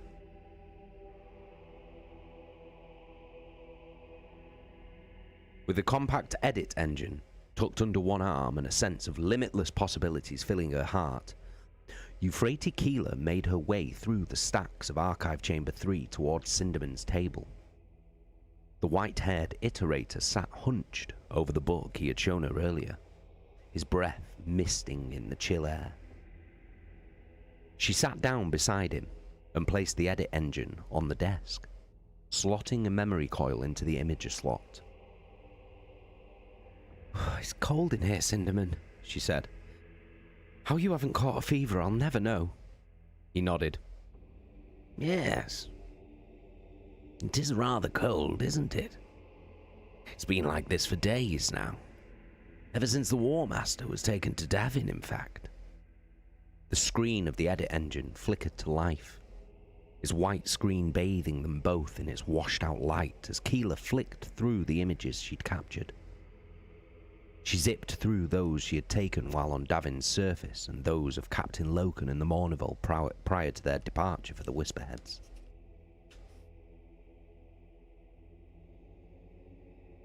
"What are you looking for, exactly?" asked Cinderman. "This," she said triumphantly, angling the screen so he could see the image it displayed. The file contained 8 pictures, all taken at the War Council held on Davin where Eugen Tember's treachery had been revealed. Each shot included First Chaplain Erebus, and she used the engine's trackball to zoom in on his tattooed skull. Cinderman gasped as he recognized the symbols on Erebus's head. They were identical to the ones in the book that he had shown Keela on the subdeck. "That's it then," he breathed. "It must be the Book of Lorgar. Can you get any closer to the symbols from all sides of Erebus's head? Is that possible?" "Please." "It's me," she replied, her hands dancing across the keys of the edit engine.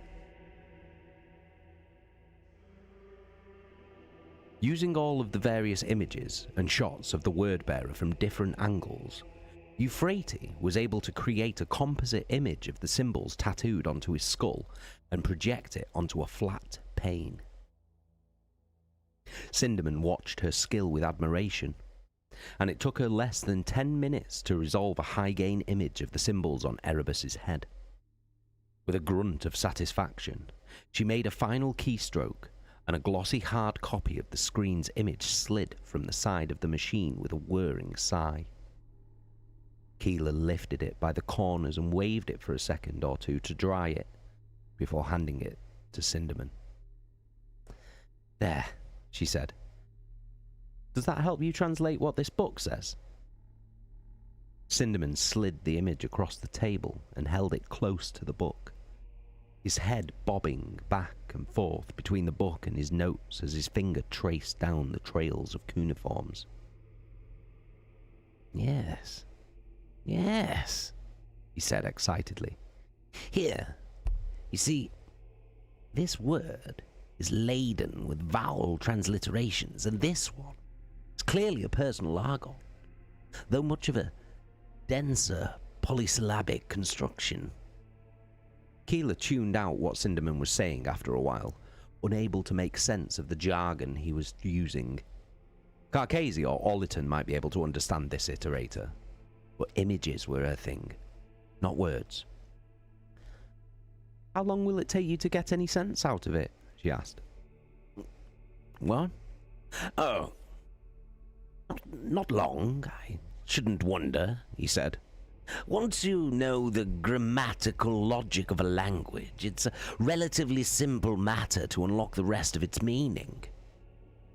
"So, how long?" "Give me an hour, and we'll read this together, yes?" She nodded and pushed her chair back, saying, "Fine, I'll take a look around if that's all right." Yes. Feel free to have a look at whatever catches your eye, my dear.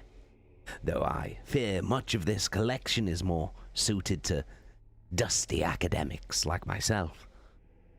Keela smiled as she got up from the table. "May not be a documentarist, but I know which end of a book to read, Kirill." "Of course you do. I didn't mean to suggest—" "Too easy," she said, and wandered off into the stacks to browse, while Cinderman returned to his books. Despite her quip, she soon realized that Cinderman was exactly right. She spent the next hour wandering up and down shelves packed with scrolls, books, and musty loose-leaf manuscripts. Most of the books had unfathomable titles like Reading Astrologies and Astro-Telepathic Auguries, Malefic Abjurations, and the multifarious horrors associated with such works, or the Book of Atum. As she passed this last book, she felt a shiver travel the length of her spine and reached up to slide the book from the shelf. The smell of its worn leather binding was strong, and though she had no real wish to read the book, she couldn't deny the strange attraction it held for her. The book creaked open in her grip, and the dust of centuries wafted from its pages as she opened them. She coughed, hearing Cinderman reading aloud from the Book of Lorgar as he translated more of the text. Surprisingly, the words before her were written in a language she could understand, and her eyes quickly scanned the page. Cinderman's words came again, and it took Euphrates a moment to register that the words she was hearing echoed the words she was seeing on the page, the letters blurring and rearranging themselves before her very eyes. The faded script seemed to illuminate from within, and as she read what they said, the book's pages burst into flames. She dropped the book with a cry of alarm. She turned and ran back towards where she had left Cinderman, turning the corner to see him reading aloud from the book with a terrified expression on his face.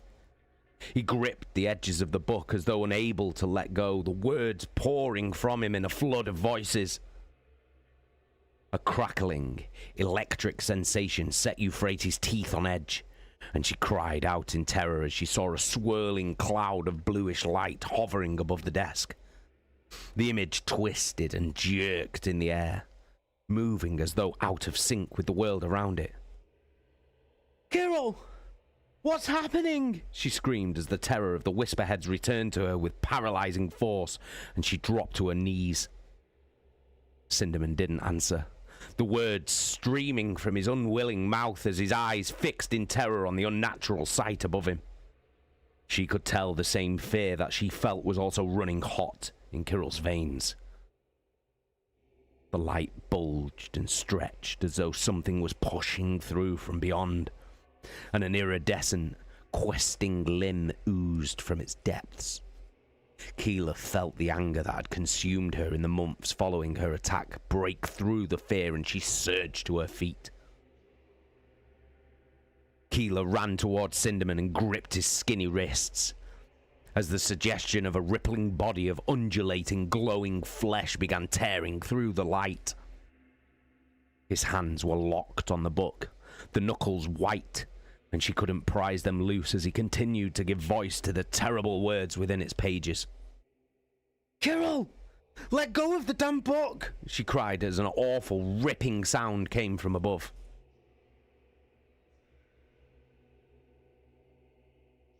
She risked a look upwards and saw yet more tentacled limbs pushing through the light in an obscene parody of birth. "I'm sorry, Kirill," she shouted and punched the iterator across the jaw. He pitched backwards out of his chair and the torrent of words was cut off as the book fell from his hands. She quickly circled the table and lifted Cinderman to his feet. As she did so, she heard a grotesque sucking sound and a hard, wet thud of something heavy landing on the table.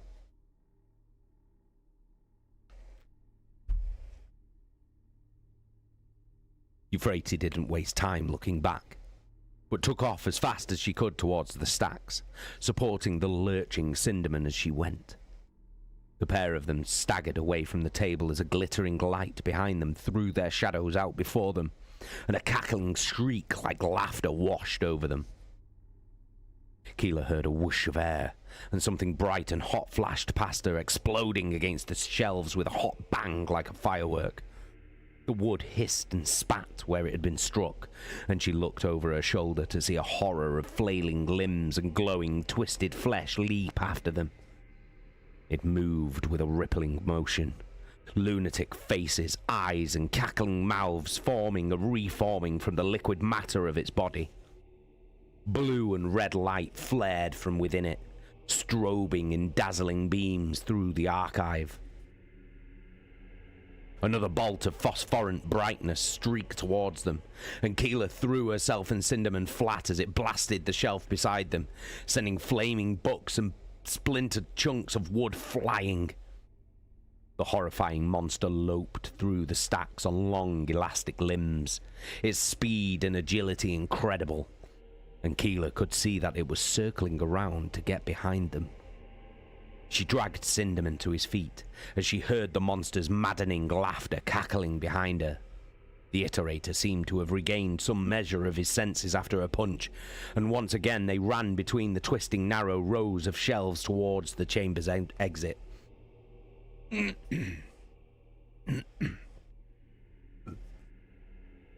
Behind her, she could hear the whoosh of flames as the horror squeezed its body into the row, and books erupted into geysers of pink fire. The end of the row was just ahead of her, and she almost laughed as she heard the klaxons that warned of a fire screech in alarm. Surely, someone would come to help them now. They burst from the end of the row, and Cinderman stumbled, again carrying her to the floor with him. They fell in a tangle of limbs, scrambling desperately to put some distance between them and the loathsome monster. Keela rolled onto her back as it pushed itself from the row of shelves, its rippling bulk undulating with roiling internal motion. Leering eyes and wide, fang-filled mouths erupted across its amorphous body, and she screamed as it vomited a breath of searing blue fire towards her. Though she knew it would do no good, she closed her eyes and threw her arms up to ward off the flames. But a sudden silence enveloped her, and the expected burning agony never hit. "Hurry!" said a trembling voice. "I cannot hold it much longer." Keela turned and saw the white-robed form of the vengeful spirit's mistress of astropaths, Ing Mei Sing, standing in the archive chamber's doorway with her hands outstretched before her. Fucking hell.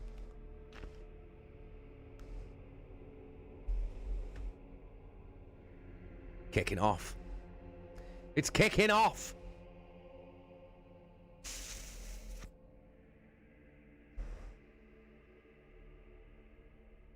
Fucking Ing Mei Sing just arrived in time just then, didn't she? Fucking hell, coming in clutch with the psychic powers.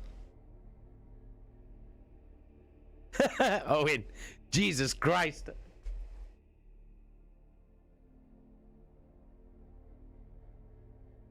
Owen, this is what they get for being fucking idiots.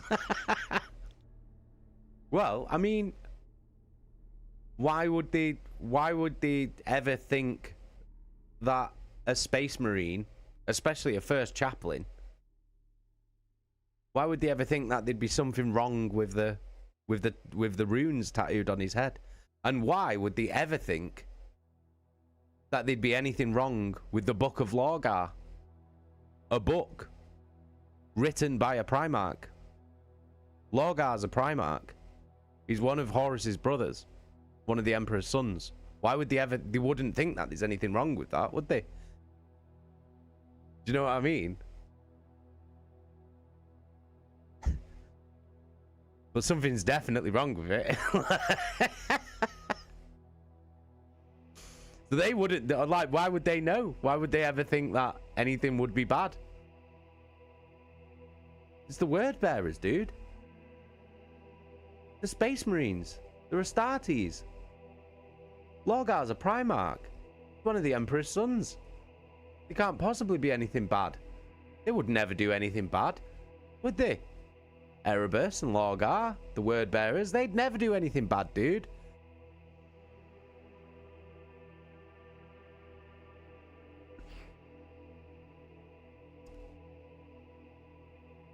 Horus, my brother, said Magnus. You must not believe whatever he has told you. It is lies, all of it. Lies that disguise his sinister purpose. Those with courage and character to speak the truth always seems sinister to the ignorant, snarled Erebus. You dare speak of lies while you stand before us in the warp? How can this be without the use of sorcery? Sorcery you were expressly forbidden to practice by the Emperor himself.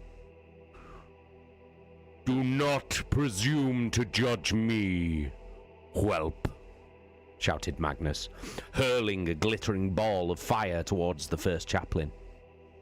Horus watched as the flame streaked towards Erebus and enveloped him. But as the fire died, he saw that Erebus was unharmed. His armor not so much as scratched, and his skin unblemished. Erebus laughed. You are too far away, Magnus. Your powers cannot reach me here. Horus watched as Magnus hurled bolt after bolt of lightning from his fingertips, amazed and horrified to see his brother employing such powers. Though all the legions had once had librarius divisions that trained warriors to tap into the power of the warp, they had been disbanded after the Emperor's decree at the Council of Nicaea. Clearly, Magnus had paid that order no mind, and such conceit staggered Horus. Eventually, his Cyclopean brother recognized that his powers were having no effect on Erebus, and he dropped his hands to his side. You see, said Erebus, turning to Horus. He cannot be trusted. Nor can you, Erebus, said Horus. You come to me, cloaked in the identity of another.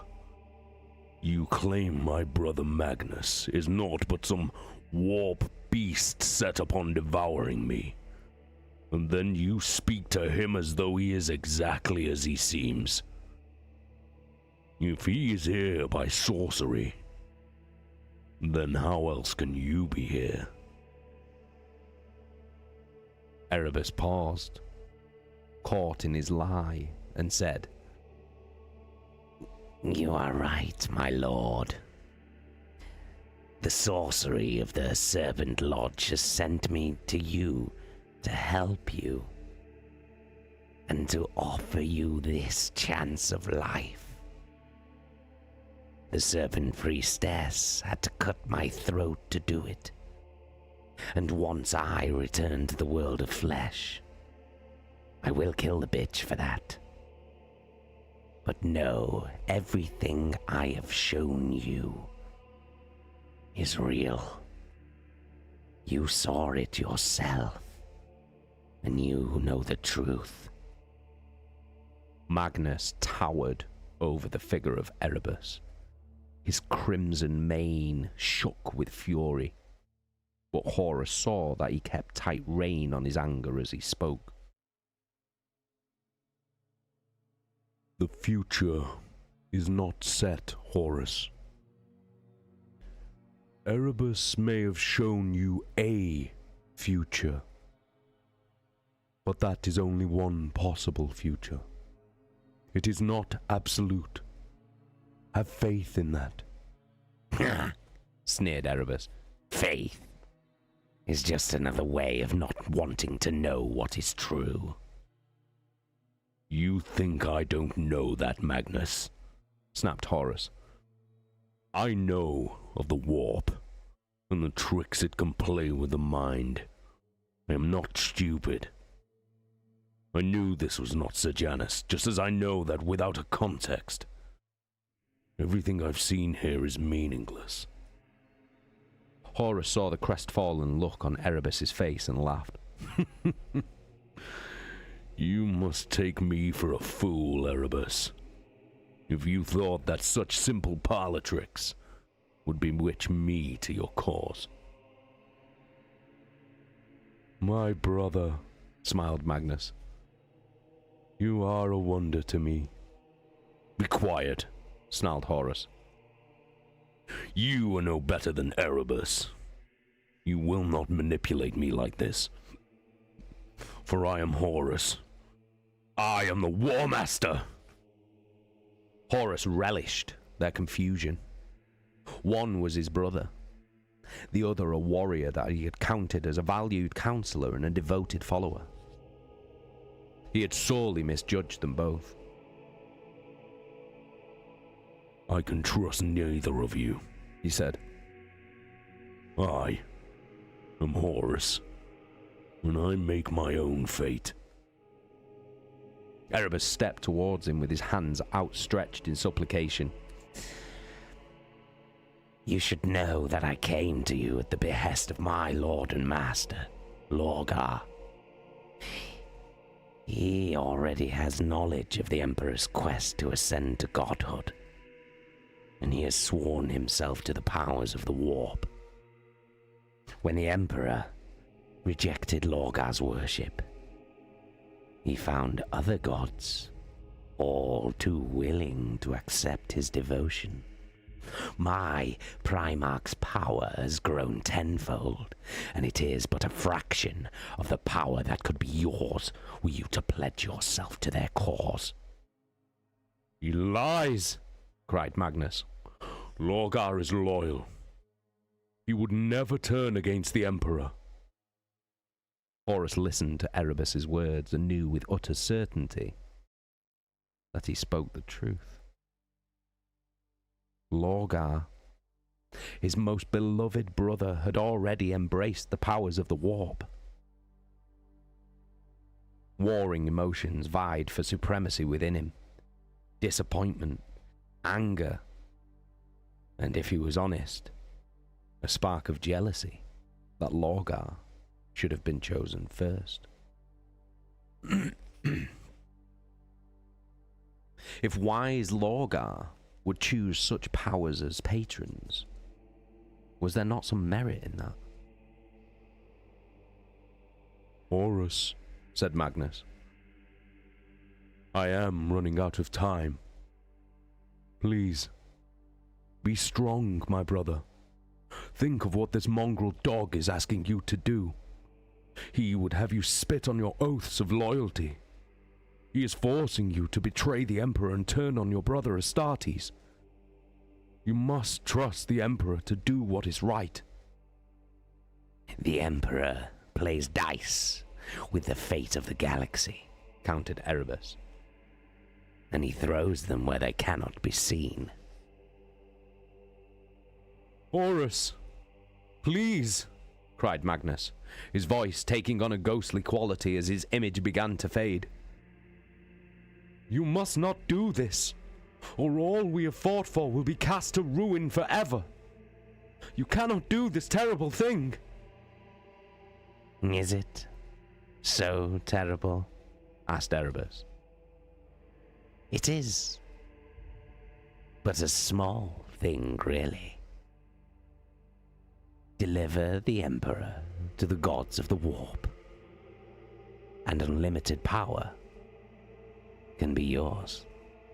I told you before that they have no interest in the realms of men, and that promise still holds true. The galaxy will be yours to rule as the new master of mankind.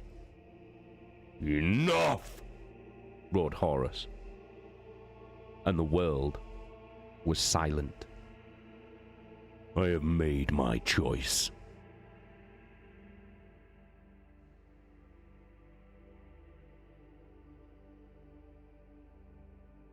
Made his choice.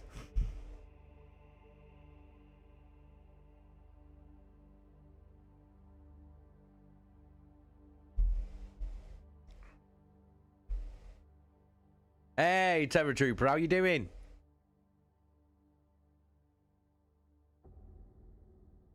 Fucking hell. What we thinking? What we thinking right now?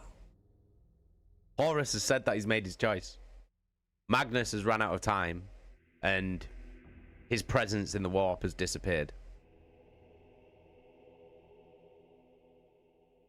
Horus doesn't trust either of them. And he knows they're both trying to manipulate him. But he's made his choice.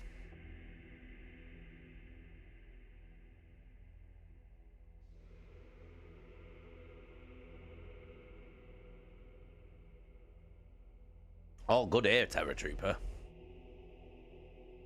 Oh, Terror Trooper. Basically, you know how Owen can't win a game of marbles ever. He can't even finish a game of marbles. Basically, we were all like gassing him up today because we played marbles for an hour. We were all like gassing him up, and it became like this proper underdog story.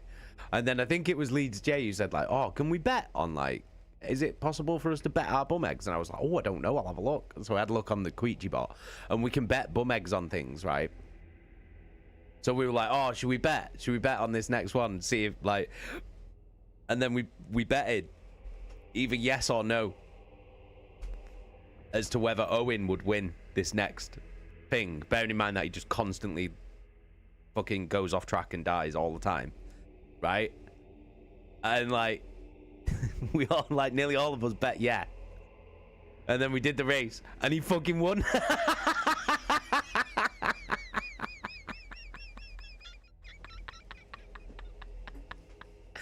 It was fucking amazing.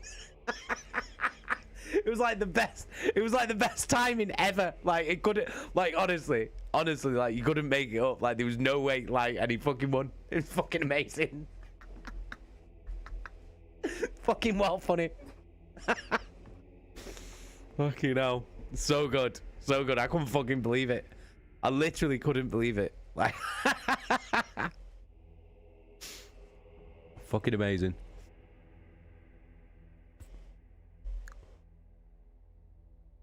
But yeah, we're just back reading Flase Gods now.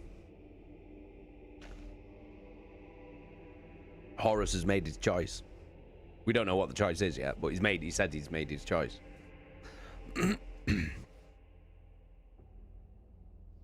Keeler helped Kirill Sinderman to his feet, and together they fled through the archive chamber's door. Ing Mei Singh's trembling arms were still outstretched, and Keeler could feel waves of psychic cold radiating from her with the effort of holding the horror within the chamber at bay.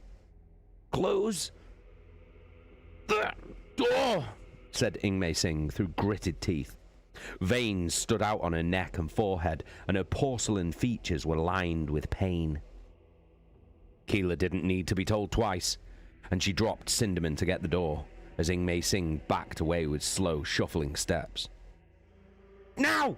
shouted the astropath, dropping her arms. Keeler hauled on the door as the roaring, seething laughter of the beast swelled once again.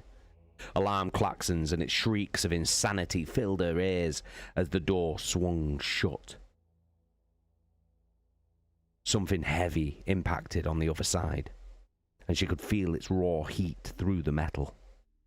Ing Mei Singh helped her, but the astropath was too frail to be of much use, and Keeler knew they couldn't hold the door for long. "What did you do?" demanded Ing Mei Singh. "I don't know," gasped Keeler. "The iterator was reading from a book and that thing just appeared from nowhere. What in the name of the Emperor is it?" "A beast from beyond the gates of the Empyrean," said Ing Mei Singh as the door shook with another burning impact. "I felt the build-up of warp energy and got here as quickly as I could." "Shame you weren't quicker, eh?" said Keeler. "Can you send it back?" Ing Mei Singh shook her head as a thrashing pseudopod of pinkish light flicked through the door and grazed Keeler's arm. Its touch seared through her robes and burned her skin. She screamed, flinching from the door, and gripped her arm in agony. The horror slammed into the door once more, and the impact sent her and the astropath flying. Blinding light filled the passageway, and Keeler shielded her eyes as she felt hands upon her shoulders, seeing that Kirill Sinderman was on his feet once more. He dragged her to her feet and said, I think I may have mistranslated part of the book.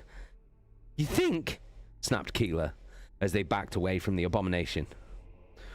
Or maybe you translated it just perfectly, said Ingmei Singh, desperately scrambling away from the archive chamber's door. The beast of light oozed outwards in a slithering loop of limbs, each one thrashing in blind hunger.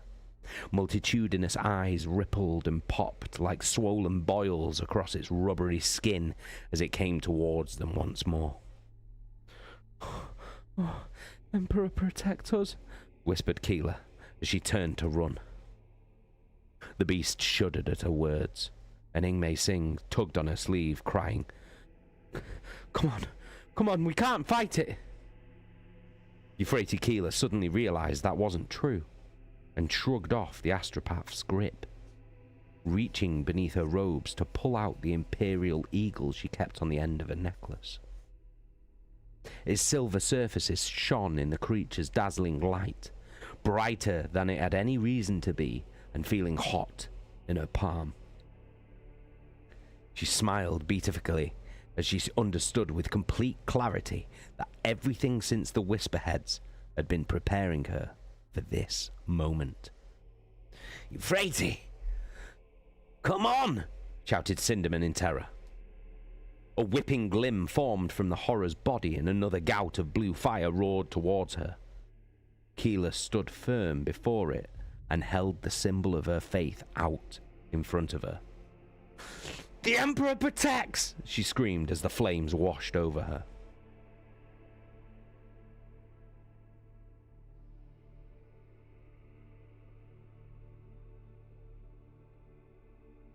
Rain fell in heavy sheets, and Loken could feel a tangible charge to the night air as dark thunderheads pressed down on the tens of thousands of people gathered around the Delphos. Lightning bolts fenced above him, and the sense of anticipation was almost unbearable. 9 days had passed since the War Master had been interred within the Temple of the Serpent Lodge, and with each passing day the weather had worsened. Rain fell in an unending downpour that threatened to wash away the makeshift camps of the pilgrims, and booming peals of thunder shook the sky like ringing hammer blows. The War Master had once told Loken that the cosmos was too large and sterile for melodrama, but the skies above Davin seemed determined to prove him wrong. Torgodon and Vipus stood with him at the top of the steps, and hundreds of the sons of Horus followed behind the three of them. Company captains, squad leaders, file officers, and warriors had come to Davin to witness what would either be their salvation or their undoing. They had marched through the singing crowds, the dirty beige robes of remembrancers mixed in with army uniforms and civilian dress. Looks like the entire bloody expedition's here, Torgodon had said as they marched up the steps, trampling trinkets and baubles left as offerings to the War Master beneath their armoured boots. From the top of the processional steps, Loken could see the same group he had faced 9 days previously, with the exception of Malagurst, who had returned to the ship some days before. Rain ran down Loken's face as a flash of lightning lit up the surface of the great bronze gateway, making it shine like a great wall of fire. The gathered Astartes warriors stood sentinel before it in the rain.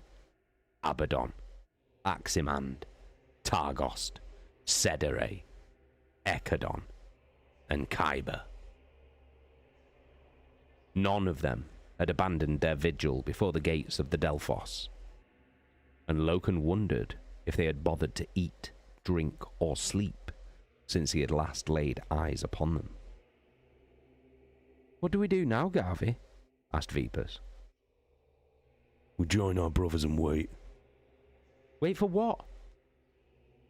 We'll know that when it happens, said Torgodon. Won't we, Garvey? Certainly hope so, Tarek, replied Loken. Come on. The three of them set off towards the gateway, the thunder echoing from the massive structure's sides and the snakes atop each pillar slithering with each flashing bolt of lightning. Loken watched as his brothers in front of the gate came to stand in line at the edge of the rippling pool of water, the full moon reflected in its black surface. Horus Aximand had once called it an omen. Was it again? Loken didn't know whether to hope that it was, or it wasn't.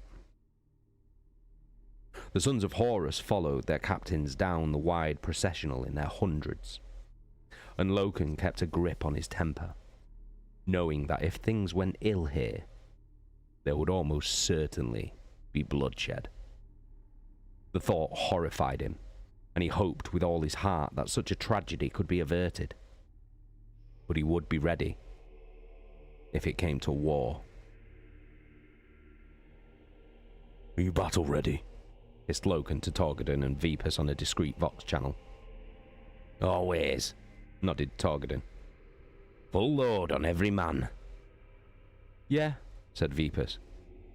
You really think? No, said Loken. But be ready in case we need to fight. Keep your humours balanced and it will not come to that. You too, Garvey, warned Torgadon. The long column of Astartes warriors reached the pool, the War Master's bearers standing on its opposite side, stoic and unrepentant. Loken, said Sergar Targost, are you here to fight us? No, said Loken, seeing that, like them, the others were locked and loaded. We've come to see what happens. It's been 9 days, Sergar. It has indeed, nodded Targost. Where's Erebus? Have you seen him since you put the War Master in this place? No, growled Abaddon, his long hair unbound and his eyes hostile. We have not. What does that have to do with anything? Calm yourself, Ezekiel, said Torgadon. We're all here for the same thing. Loken, said Aximand. There's been bad blood between us all. But that must end now. For us to turn on one another would dishonour the War Master's memory. You speak as though he's already dead, Horus. We'll see, said Aximand. This was always a forlorn hope, but it was all we had. Loken looked into the haunted eyes of Horus Aximand, seeing the despair and doubt that plagued him, and he felt his anger towards his brother diminish. Would he have acted any differently had he been present when the decision to inter the War Master had been taken? Could he, in all honesty, say that he would not have accepted the decision of his friends and peers if the situation had been reversed? He and Horus Aximand might even now be standing on different sides of the moon-shimmered pool. Then let us wait as brothers united in hope, said Loken, and Aximand smiled gratefully. The palpable tension lifted from the confrontation, and Loken, Torgadon, and Vipus marched around the pool to stand with their brothers before the vast gate. A dazzling bolt of lightning reflected from the gate as the Mournival stood shoulder to shoulder with one another, and a thunderous boom that had nothing to do with the storm split the night. Loken saw a dark line appear in the center of the gate as the thunder was suddenly silenced and the lightning stilled in the space of a heartbeat. The sky was mystifyingly calm, as though the storm had blown out and the heavens had paused in their revelries better to witness the unfolding drama on the planet below. Slowly, the gate began to open.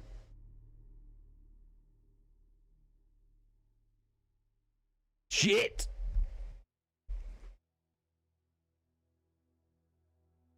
So the gate was always going to open after 9 days. And we'll find out what his choice is.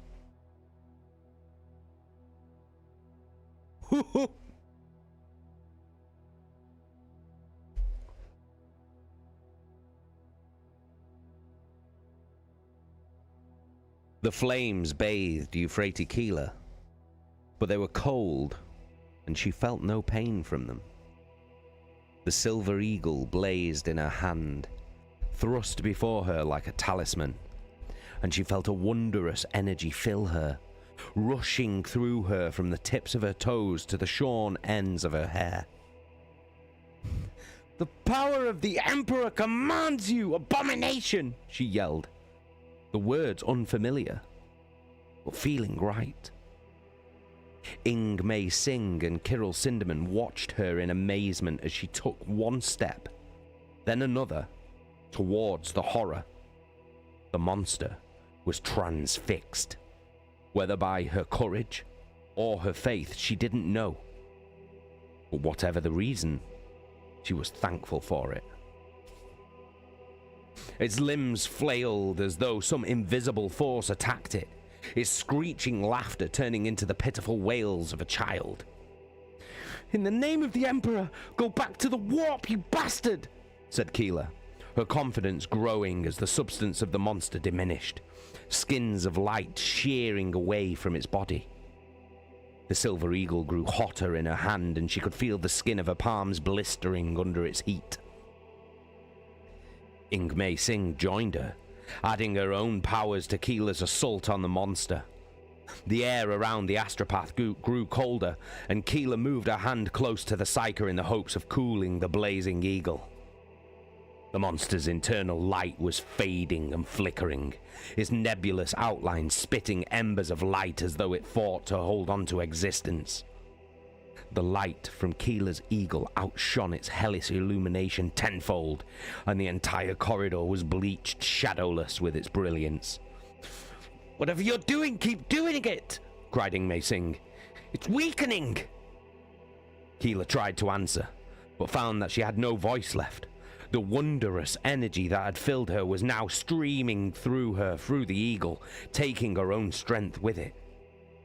She tried to drop the eagle, but it was stuck fast to her hand, the red-hot metal fusing itself to her skin. From behind her, Keeler heard the clatter of armored ship's crew and their cries of astonishment at the scene before them. "Please," she whispered, as her legs gave out and she collapsed to the floor. The blazing light faded from her hand, and the last thing she saw was the disintegrating mass of the horror, and Sinderman's rapturous face staring down at her in wonder.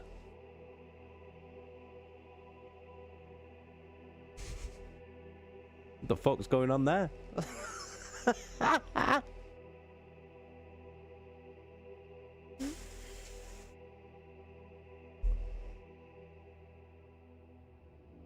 What do you think's happened there?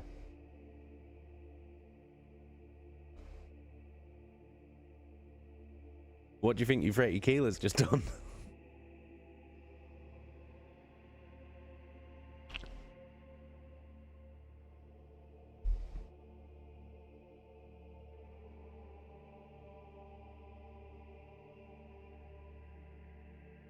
That's going to be the catalyst for full-scale Emperor worship, isn't it?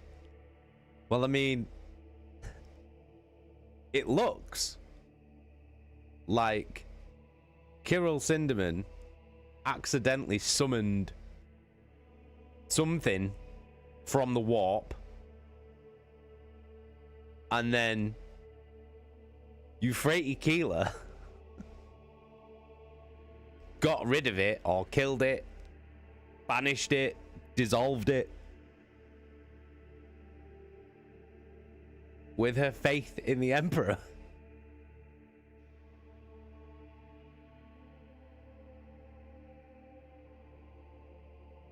So, is she right? Is she right in what she believes?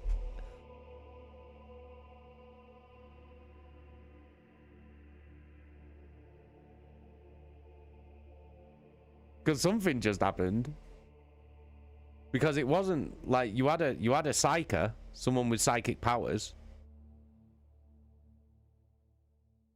And she's like the chief astropath as well, so she's a powerful psyker. And she couldn't do anything to it. And then Euphrates starts praying to the Emperor. And that starts to affect it. And then she goes full on, and it couldn't even hurt her. It was shooting blue fire at her, and it couldn't even hurt her. And the Emperor and the Imperial Eagle pendant that she had around her neck was like glowing and burning, like. So, what's that? What does that mean? I mean, there could be a perfectly logical explanation for it as well. Who knows?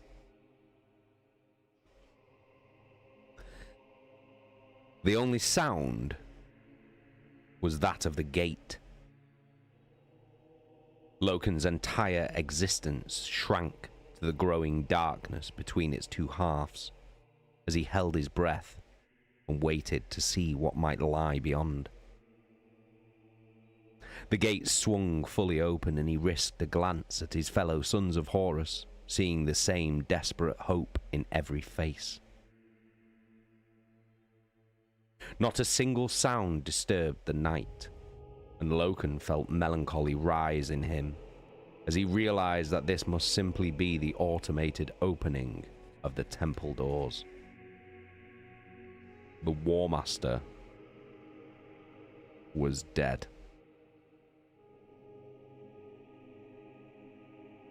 A sick dread settled on Loken, and his head sank to his chest.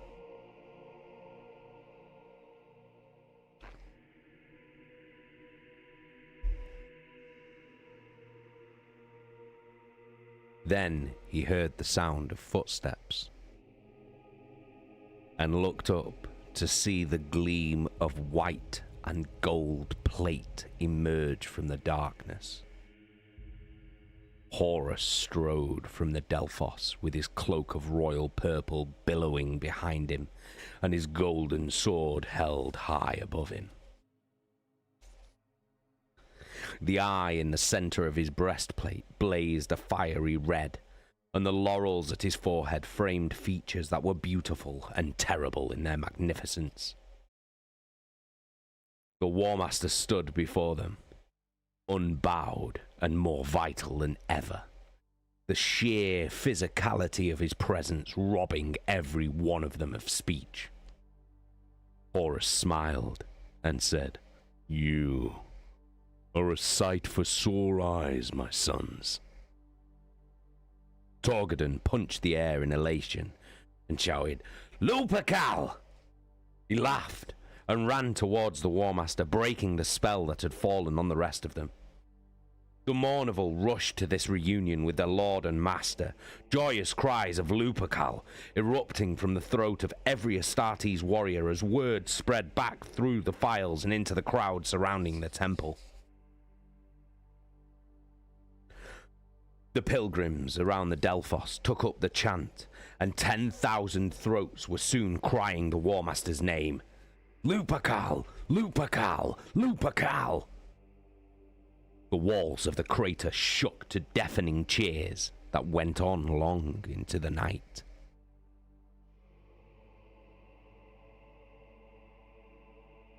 The end of that chapter. How many chapters we got left?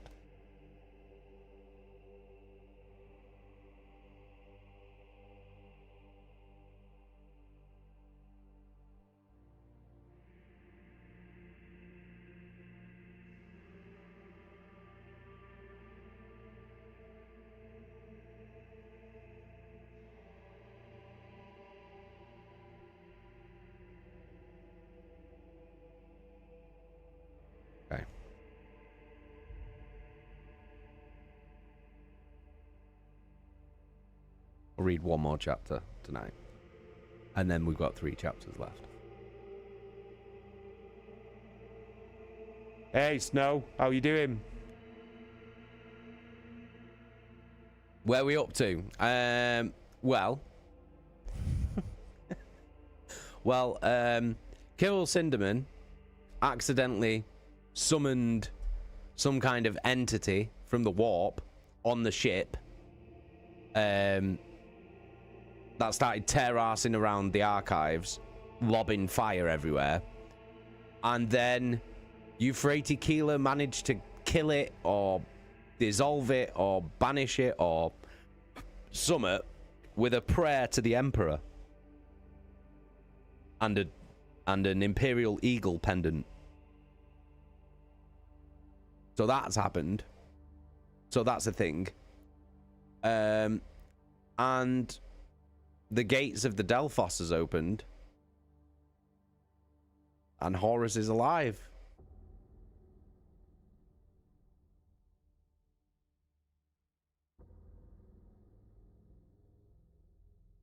Owen, I missed book 1 when it was just the Lunar Wolves having a good old time killing shit. This is so much. Yeah. This is just the beginning, dude. This is just the start of it.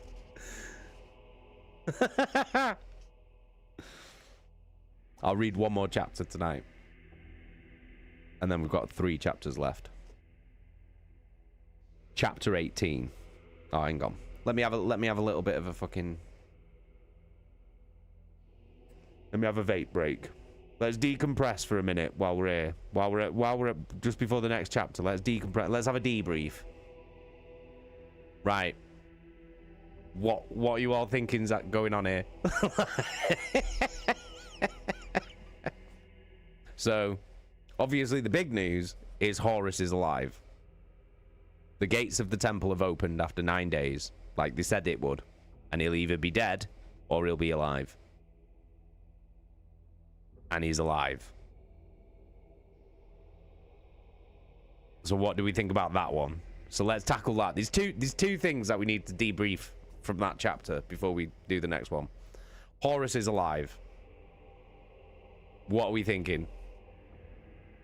Hey, Barra, how you doing, mate? Owen, I think Horus has fucked it. Job's done, it's Jova. Why do you think that? What's making you say that? Is Chaka still here? What's Chaka saying? Chaka, what do you think's going on here?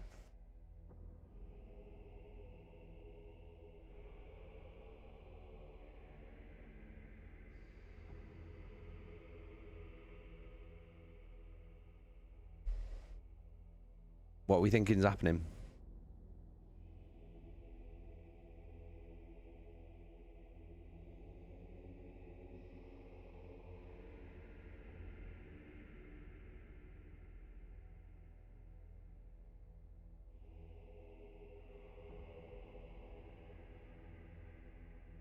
So Owen thinks it's over.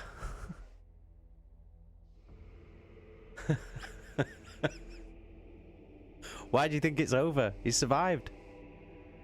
Oh, you're a bit lost. Right, well, Chaka, basically what's happened is, if you remember, when they put Horus's body in that temple, they said the temple seals and it cannot be opened. It will not open until 9 days has passed. And then the gates will open and he'll either be alive or he'll be dead. The gates have opened and Horus has walked out. Owen, the way he spoke to Magnus and Erebus, he didn't trust either, but he was basically cursing Magnus's name for daring to talk to him. I think why he was pissed off with Magnus was because Magnus was clearly using sorcery. Very powerful sorcery. Which he'd never seen Magnus use before. Because he said he was amazed and horrified by the power that Magnus was showing. And the Emperor had strictly forbidden any sorcery after the Council of Nicaea. So they basically, all the Primarchs and the Emperor all met and had a council on the use of sorcery. Because sorcery is power that's derived from the warp. And the Emperor expressly forbid it. He said, no more. You can't do this anymore. Do not do it. And then Magnus has obviously fucking used sorcery just to be able to be there with Horus for a start. And then showing like his insane power, which Horus has never seen him do before like that.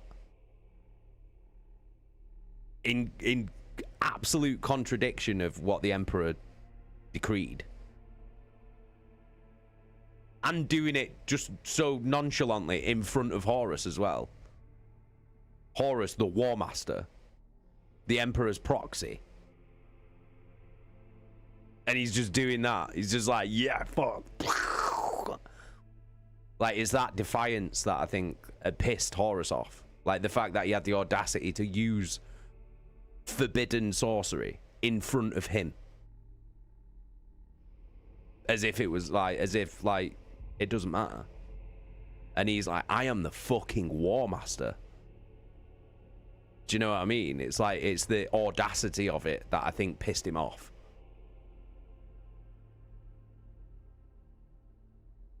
Do you know what I mean? I think that's why he was pissed off with Magnus.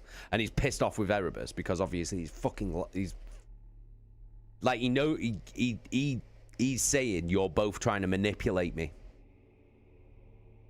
Owen, he had basically already made up his mind before that started, in my opinion. Let Erebus into his brain even if he didn't trust him, and Magnus's appearance confirmed in his own mind that this was part of the manipulation. Yeah? Yeah? I would agree with that. I see where you're coming from with that. Because he even said, I knew that wasn't Sejanus the whole time. Because, like, say what you want about Horus. He's not stupid. He isn't stupid. He's very clever. He's very intelligent. And he's very, like, aware of things. So he knew it wasn't, like, when he says, I knew that wasn't Sejanus the whole time. I 100% believe him. I 100%, I don't think he was saying that out of, like, pride of, like, well, I knew it wasn't him anyway. Like, do you know what I mean? I genuinely believe that he knew that wasn't Sejanus. But like you said, he just went along with it anyway, though. Do you know what I mean? So it's like, maybe he had already made his mind up. Maybe he wanted to be convinced. Do you know what I mean? Maybe there was something in his mind that made him want to be convinced. Maybe he's like, convince me. Without saying it. Do you know what I mean?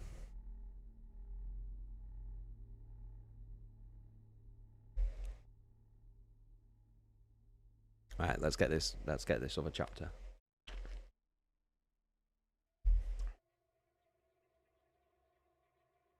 Chapter 18. Brothers. Assassination.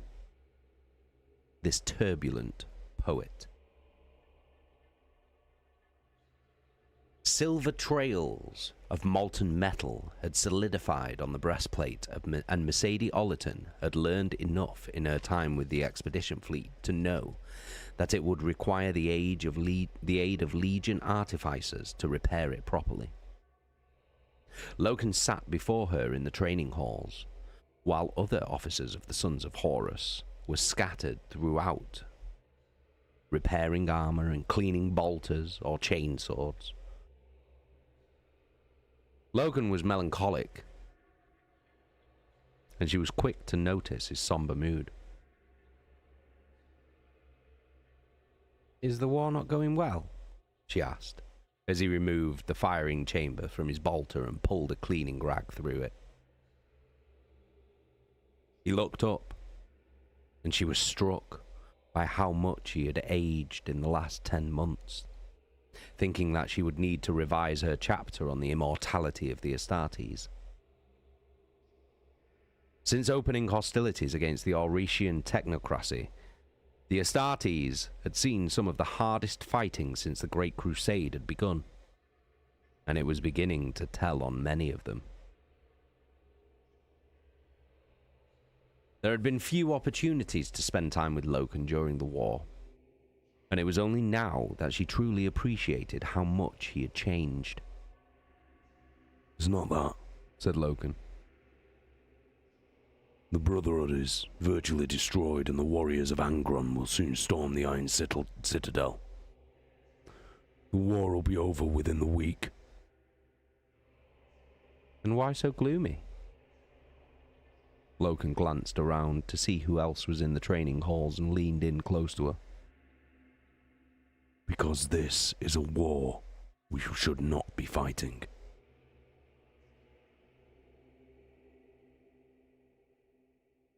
Upon Horus's recovery on Davin, the fleet of the 63rd Expedition had paused just long enough to recover its personnel from the planet's surface and install a new Imperial commander from the ranks of the army. Like Rakris before him, the new Lord Governor-elect, Tomas Vesalius, had begged not to be left behind. But with Davin once again compliant, Imperial rule had to be maintained. Before the fighting on Davin, the War Master's fleet had been en route to Sardis, and a rendezvous with the 203rd Fleet. The plan was to undertake a campaign of compliance in the Kaides cluster. But instead of keeping that rendezvous, the War Master had sent his compliments and ordered the 203rd Masters of Ships to muster with the 63rd Expedition in a binary cluster designated Draconis 311. The War Master told no one why he chose this locale, and none of the stellar cartographers could find reports from any previous expedition as to why the place might be of interest.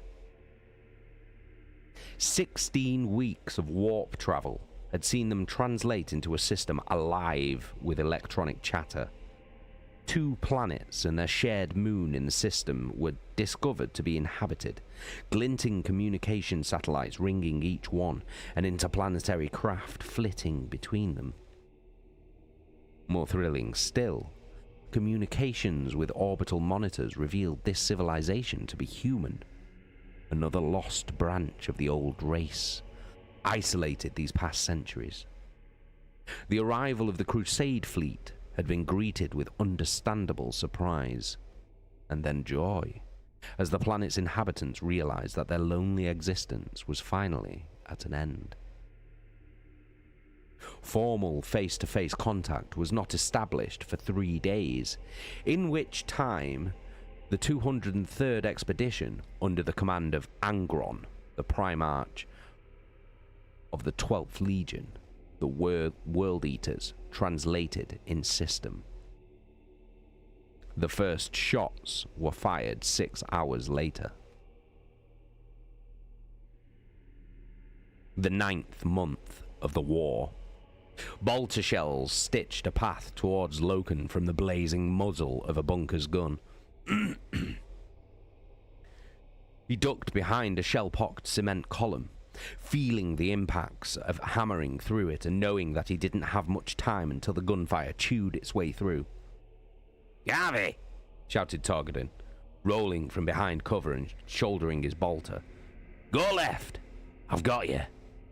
Loken nodded and dived from behind the cover as Targadin opened up, his Astartes strength keeping the barrel level despite the bolter's fearsome recoil.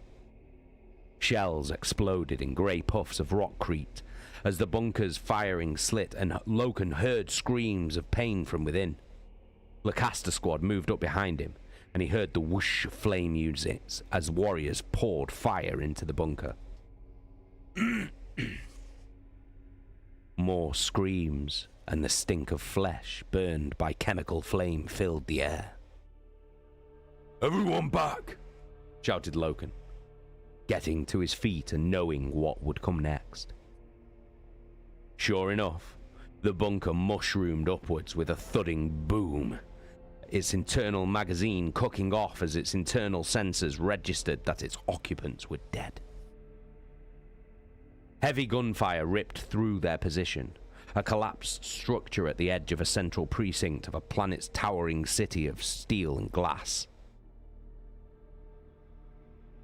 Loken had marveled at the city's elegance, and Peter Egan Momus had declared it perfect when he had first seen the aerial scans. It didn't look perfect now. Puffs of flickering detonations tore a line through the Astartes, and Loken dropped as the warrior with the flame unit disappeared in a column of fire. His armor kept him alive for a few seconds, but soon he was a burning statue.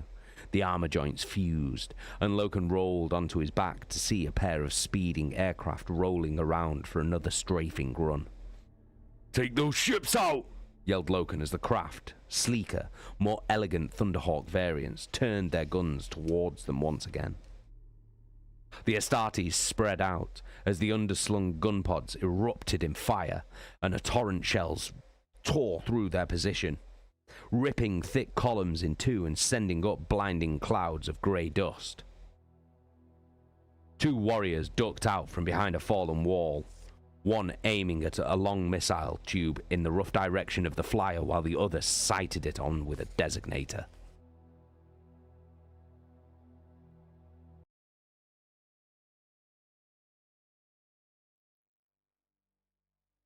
The missile launched in a streaming cloud of bright propellant, leaping into the sky and speeding after the closest flyer. The pilot saw it and tried to evade, but he was too close to the ground, and the missile flew straight into his intake, blowing the craft apart from the inside. His blazing remains plummeted towards the ground as Vipus shouted, "Incoming!"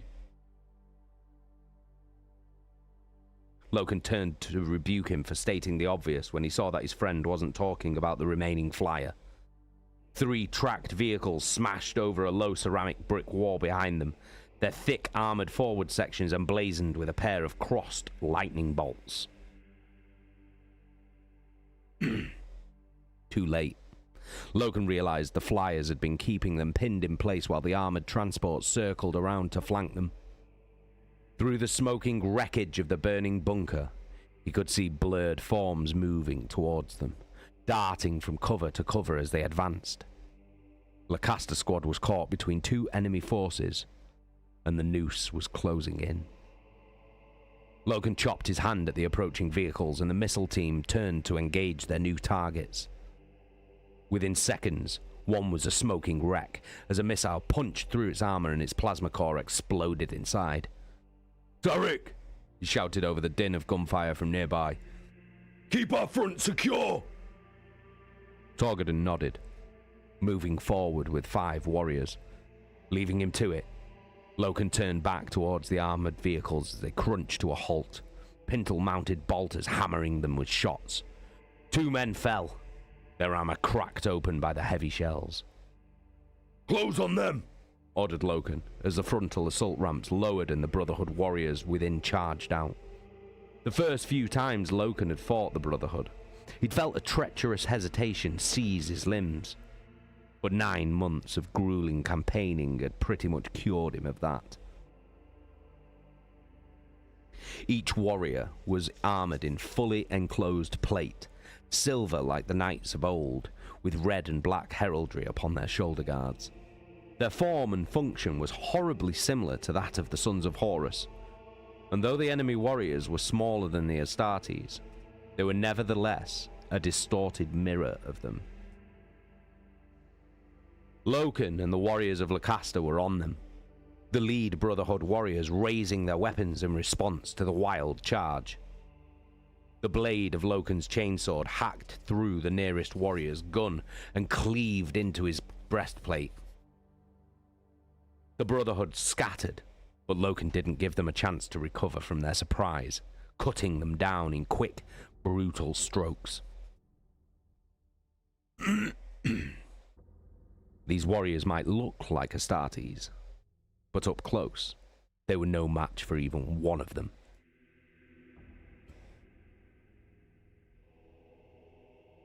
He heard gunfire from behind, and heard Torghadan issuing orders to the men under his command. Stuttering impacts on Loken's leg armor drove him to his knees, and he swept his sword low, hacking the legs from the enemy warrior behind him. Blood jetted from the stumps of his legs as he fell, spraying Loken's armor red.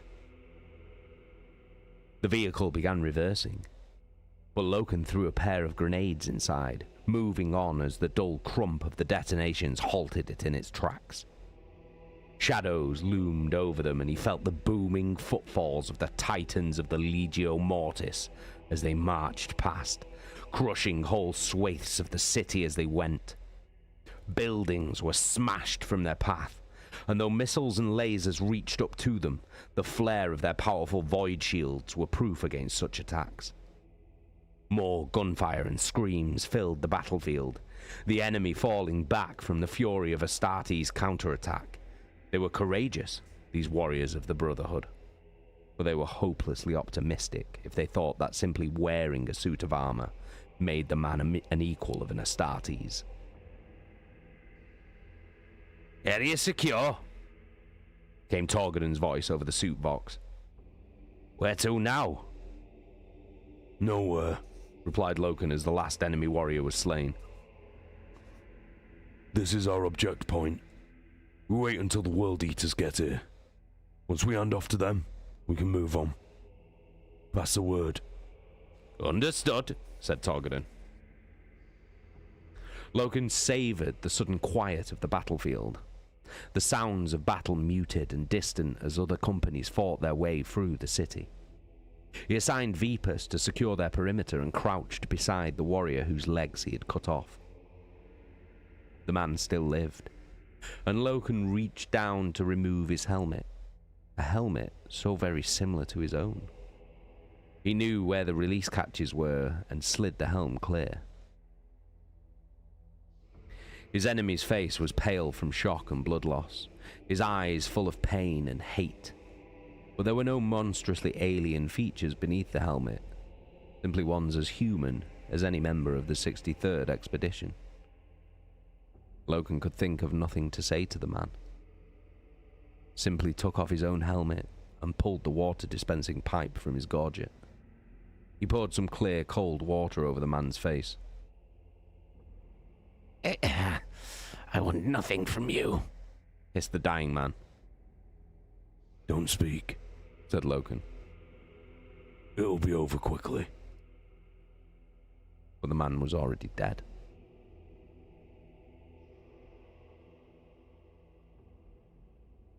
"Why shouldn't we be fighting this war?"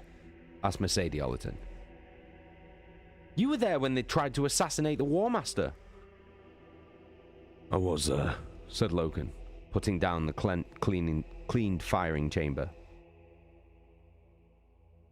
"I was there, and I don't think I'll ever forget that moment." "Tell me about it," "It's not pretty," warned Loken. "You will think less of us when I tell you the truth of it." "You think so?" "A good documentarist remains objective at all times." "We'll see."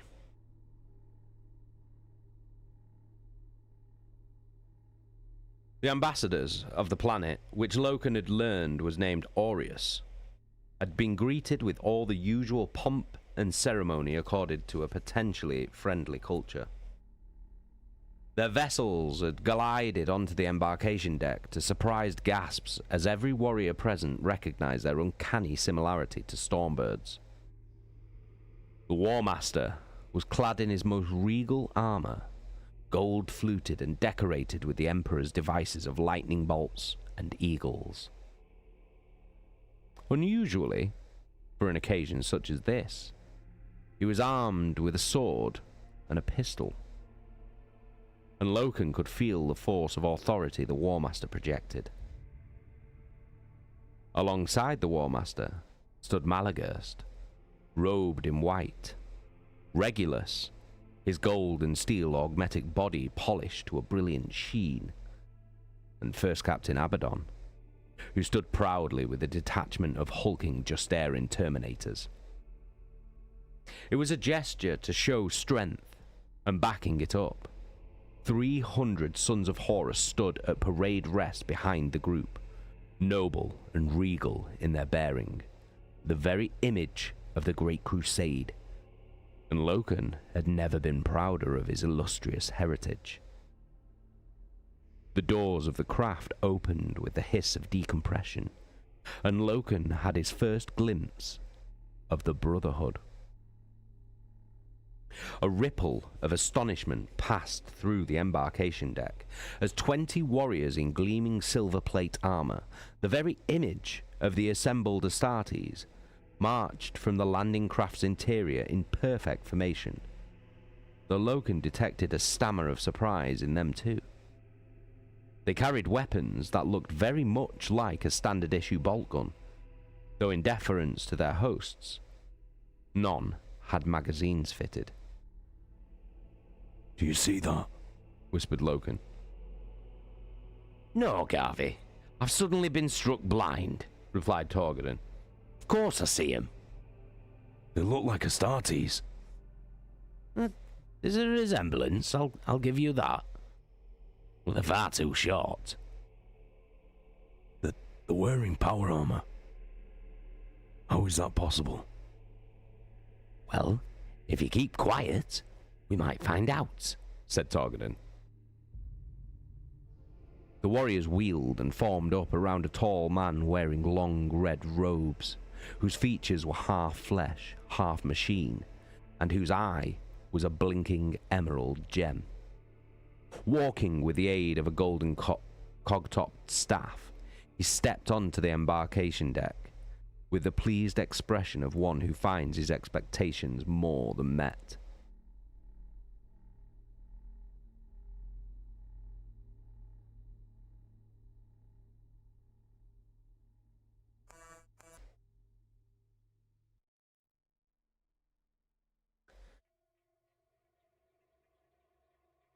The Oration delegation made its way towards Horus, and Loken could sense the weight of history pressing in on this moment. This meeting was the very embodiment of what the Great Crusade represented. Lost brothers from across the galaxy once again meeting in the spirit of companionship. The red-robed man bowed before the War Master and said,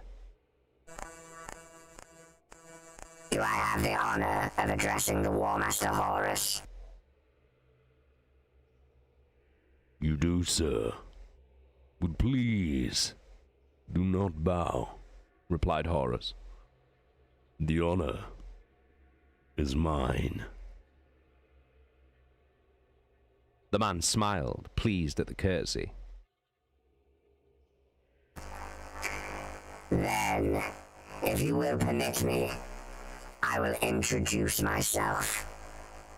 I am Emery Salignac, fabricator consul to the Oration technocracy. On behalf of my people, may I be the first to welcome you to our worlds.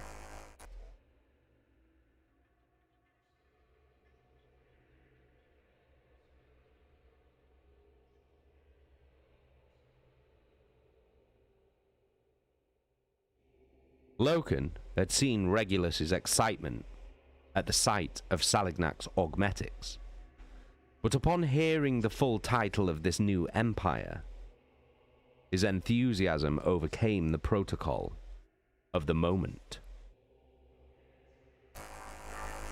Consul, said Regulus, his voice blaring and unnatural. Do I understand that your society is founded on the knowledge of technical data?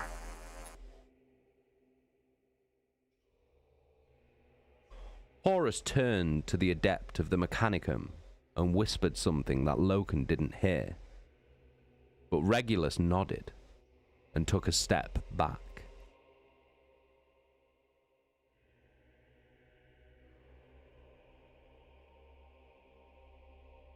I apologize for the Adept's forthright questions. I hope you might forgive his outburst, given that our warriors appear to share certain similarities in their war gear. These are the warriors of the Brotherhood, explained Salignac. They are our protectors and our most elite soldiers. It honors me to have them as my guardians here. And how is it that they are armored so similarly to my own warriors? Salignac appeared to be confused by the question and said, You expected something different, my Lord Warmaster? The construct machines our ancestors brought with them from Terra are at the heart of our society and provide us with the boon of technology. Though advanced, they do tend towards a certain uniformity of creation.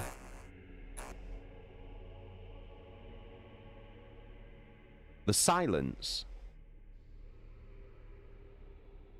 that greeted the consul's words was brittle and fragile, and Horus held up his hand to still the inevitable outburst from Regulus.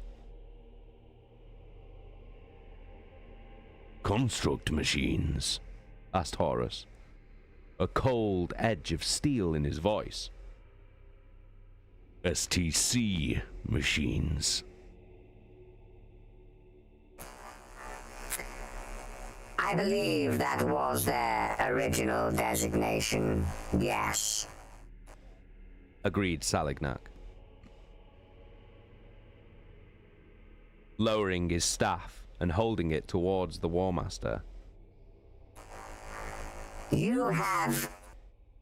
Emery Salignac never got to finish his sentence, as Horus took a step backwards and drew his pistol. Loken saw the muzzle flash and watched Emery Salignac's head explode as the bolt blew out the back of his skull.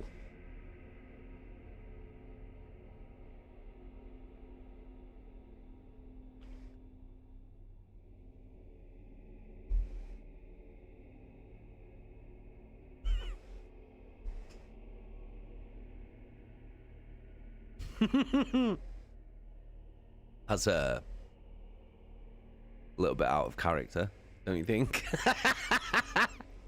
That's not usual. That's not usually out. Do you know what I mean?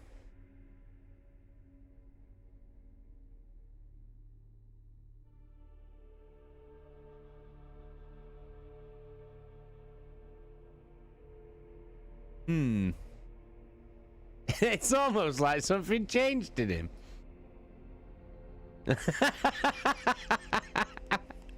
Like he made a decision, maybe. You don't know that. You're making assumptions here, Rowan. You know what I mean?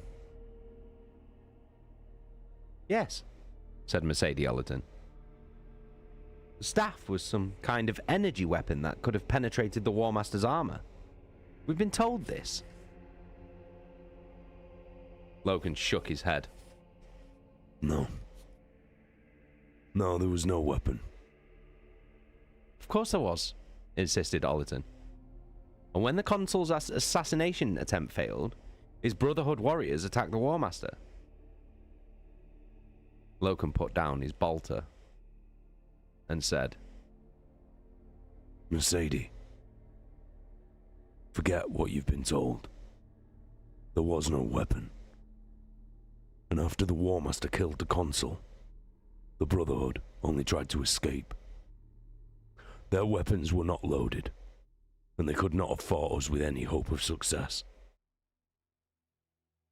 They were unarmed? Yes. So what did you do? We killed them. Said Loken. They were unarmed. But we were not. Abaddon's just there and cut half a dozen of them down before they even knew what had happened. I led Lacaster down, and we gunned them down as they tried to board their ship.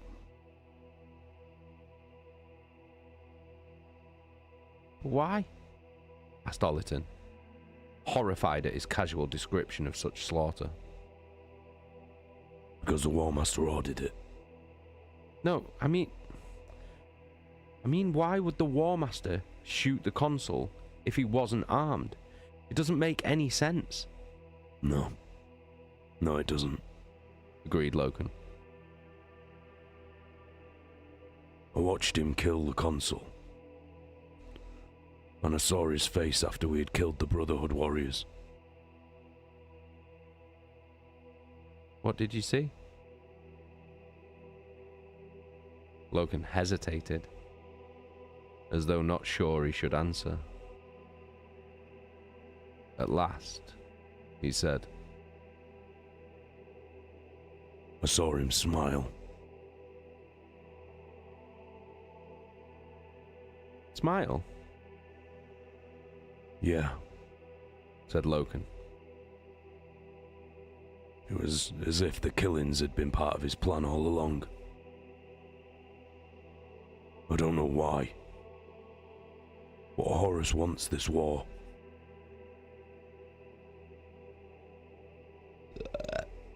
Por favor.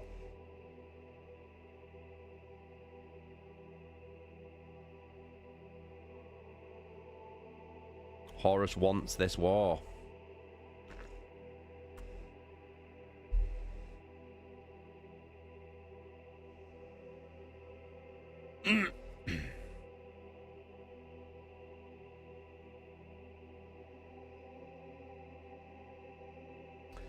Torgadon followed the hooded warrior down the darkened companionway towards the empty reserve armory chamber. Sergar Targost had called a lodge meeting, and Torgadon was apprehensive, not liking the sensation one bit. He had attended only a single meeting since Davin, the quiet order no longer a place of relaxation for him. Though the War Master had been returned to them, the lodge's actions had smacked of subterfuge, and such behaviour sat ill with Tarik Torgadon. The robed figure he followed was unknown to him, young and clearly in awe of the legendary Mournival officer, which suited Torgadon fine. The warrior had clearly only achieved full Astartes status recently, but Torgadon knew that he would already be an experienced fighter. There was no room for inexperience among the sons of Horus, the months of war on Aureus making veterans or corpses of those raised from the novitiate and scout auxiliaries. The Brotherhood might not have the abilities of the Astartes, but the technocracy could call on millions of them, and they fought with courage and honor. It only made killing them all the harder. Fighting the mega-arachnids on murder had been easy, their alien physiognomy repulsive to look upon and therefore easy to destroy. The Brotherhood, though, they were so like the Sons of Horus that it was as though two legions fought each other in some brutal civil war. Not one amongst the legion had failed to experience a moment of pause at such a terrible image. Torgadon was saddened, as he knew that, like the Interrex before them, the Brotherhood and the Auretian technocracy would be destroyed. A voice from the darkness ahead shook him from his somber thoughts. Who approaches? 2 souls, replied the young warrior. What are your names? The figure asked, but Torgadon did not recognize the voice.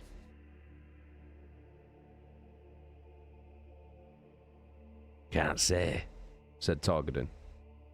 Pass, friends. Torgadon and the warrior passed the guardian of the portal and entered the reserve armory. The vaulted chamber was much larger than the aft hold where meetings had commonly been held, and when he stepped into the flickering candlelit space, he could see why Targost had chosen it. Hundreds of warriors filled the armory, each one hooded and holding a flickering candle. Sergar Targost, Ezekiel Abaddon, Horus Aximand, and Malagurst stood at the center of the gathering, and to one side of them stood First Chaplain Erebus.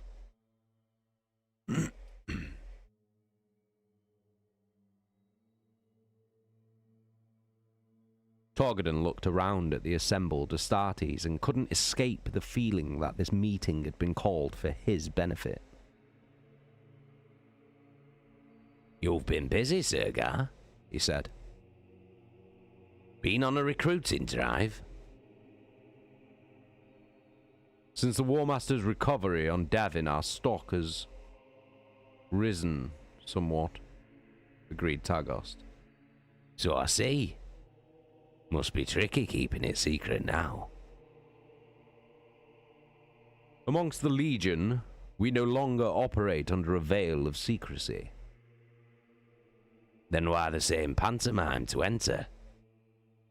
Targost smiled apologetically. Tradition. You understand? Torgadon shrugged and crossed the chamber to stand before Erebus.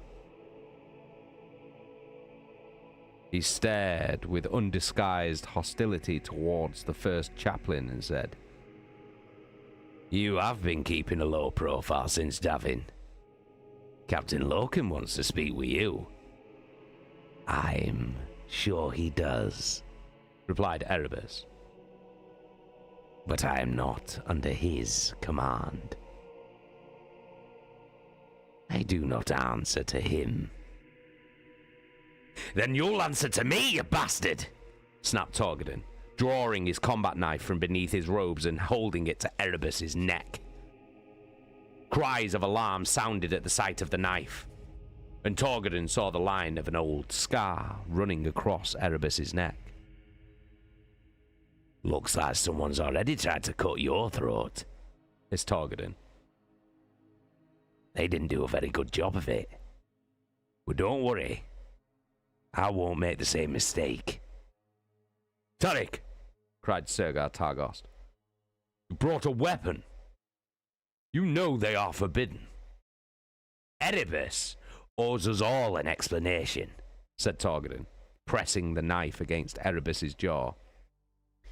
This snake stole a Kinnebrak weapon from the Aula devices on Zenobia. He's the reason the negotiations with the Interact failed, and he's the reason the War Master was injured.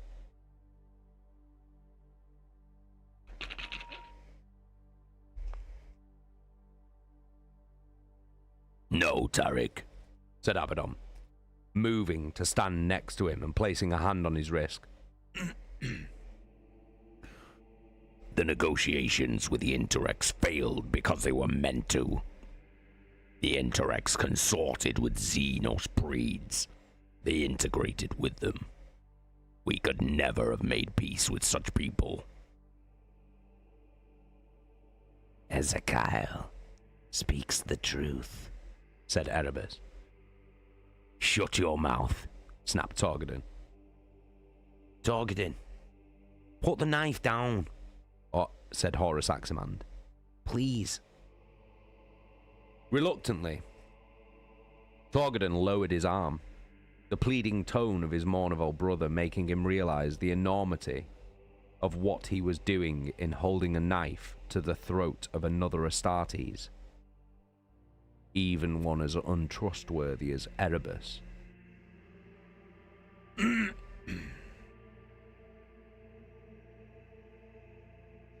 We are not finished, warned Torgadon, pointing the blade at Erebus. I will be ready, promised the word-bearer. Both of you, be silent, said Targost. We have urgent matters to discuss that require you to listen. These last few months of war have been hard on everyone, and no one fails to see the great tragedy inherent in fighting brother humans who look so very like us. Tensions are high, but we must remember that our purpose amongst the stars is to kill those who will not join with us. Targadon frowned at such a blunt mission statement, but said nothing as Targos continued his speech. We are Astartes, and we were created to kill and conquer the galaxy. We have done all that has been asked of us and more, fighting for over 2 centuries to forge the new Imperium from the ashes of old night. We have destroyed planets, torn down cultures, and wiped out entire species, all because we were so ordered. We are killers, pure and simple, and we take pride in doing the best at what we do. Cheering broke out at Targos's pronouncements, fists punching the air and hammering bulkheads. But Targadon had seen the iterators in action enough times to recognize cued applause. This speech was for his benefit, and his alone. Of that, he was now certain. Now, as the Great Crusade draws to a close, we are lambasted for our ability to kill. Malcontents and agitators stir up trouble in our wake with bleating cries that we are too brutal, too savage, and too violent. Our very own Lord Commander of the army, Hector Vavarus, demands blood for the actions of our grief-stricken brothers who returned the War Master to us while he lay dying. The traitor Vavarus demands that we be called to account for these regrettable deaths, and that we be punished for trying to save the War Master. Targadon flinched at the word traitor, shocked that Targost would openly use such an incendiary word to describe an officer as respected as Vavarus. But as Targadon looked at the faces of the warriors around him, he saw only agreement with Targost's sentiment. Even civilians now feel like they have the right to call us to account, said Horus Aximand, taking up where Targost had left off and holding up a handful of parchments. Dissenters, conspirators amongst the remembrances spread lies and propaganda that paint us as little better than barbarians. Aximand circled amongst the gathering, passing out the pamphlets as he spoke. This one is called The Truth Is All We Have, and it calls us murderers and savages. This turbulent poet mocks us in verse, brothers.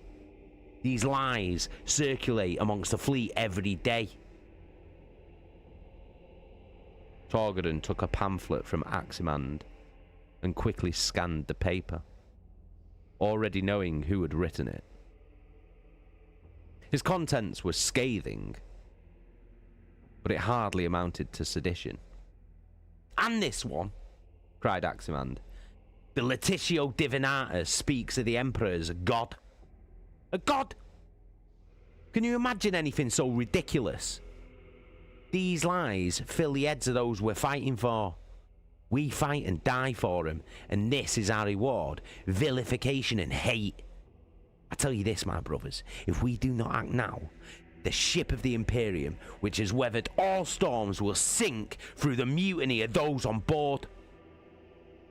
Shouts of anger and calls for action echoed from the armory walls, and Targadon did not like the ugly desire for reciprocity that he saw on the faces of his fellow warriors. Now, speech, said Targadin when the roars of anger had diminished. Why don't you get to the point? I have a company to make ready for a combat drop. Always a straight talker, eh, Tarek? Said Aximand. That's why you're respected and valued. That's why we need you with us, brother. With you? What are you talking about? Have you not heard a word that was said? Asked Malagurst, limping over to where Targadin stood. We're under threat from within our own ranks. The enemy within, Tarek, is the most insidious foe we have yet faced. You'll need to speak plainly, Mal, said Abaddon. Tarek needs it spelled out for him. Up yours, Ezekiel, said Targadin.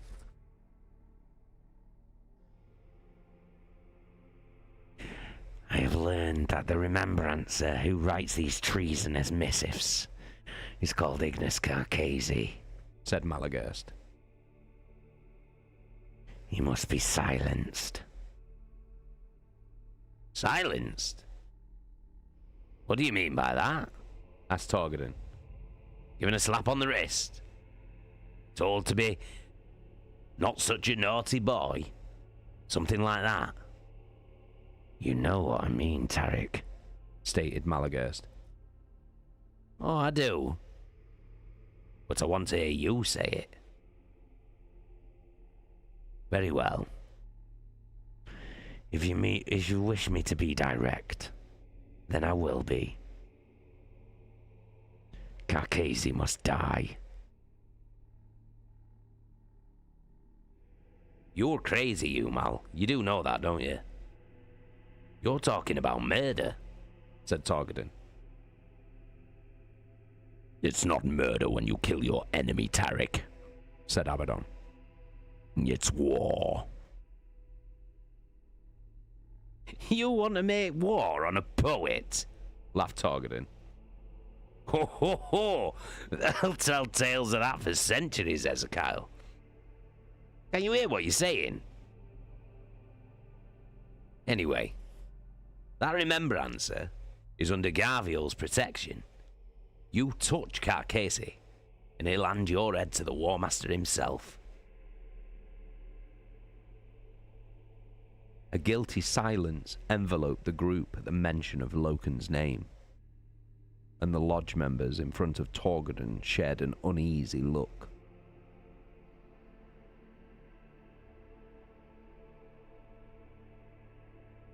Finally,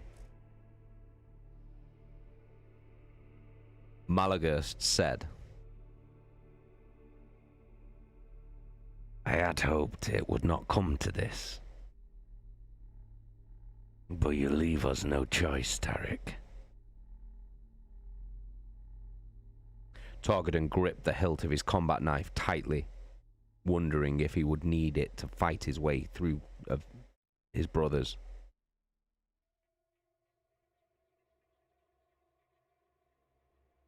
Put away your knife. We're not about to attack you, snapped Malagurst, seeing the tension in his eyes. Go on, said Targadin, keeping a grip on the knife anyway. What did you hope it would not come to?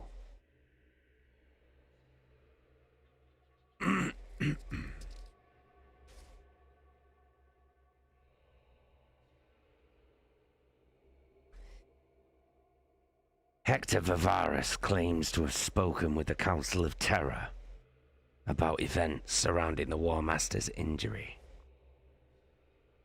And it is certain that if he has not yet informed Malkador the Sigillite of the death on the embarkation deck, he soon will. He petitions the War Master daily with demands that there be justice. And what has the War Master told him? I was there too. So was Ezekiel. You too, little Horus.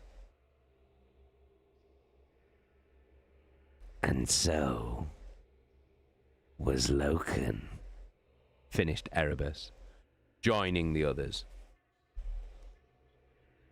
It was he who led you onto the embarkation deck.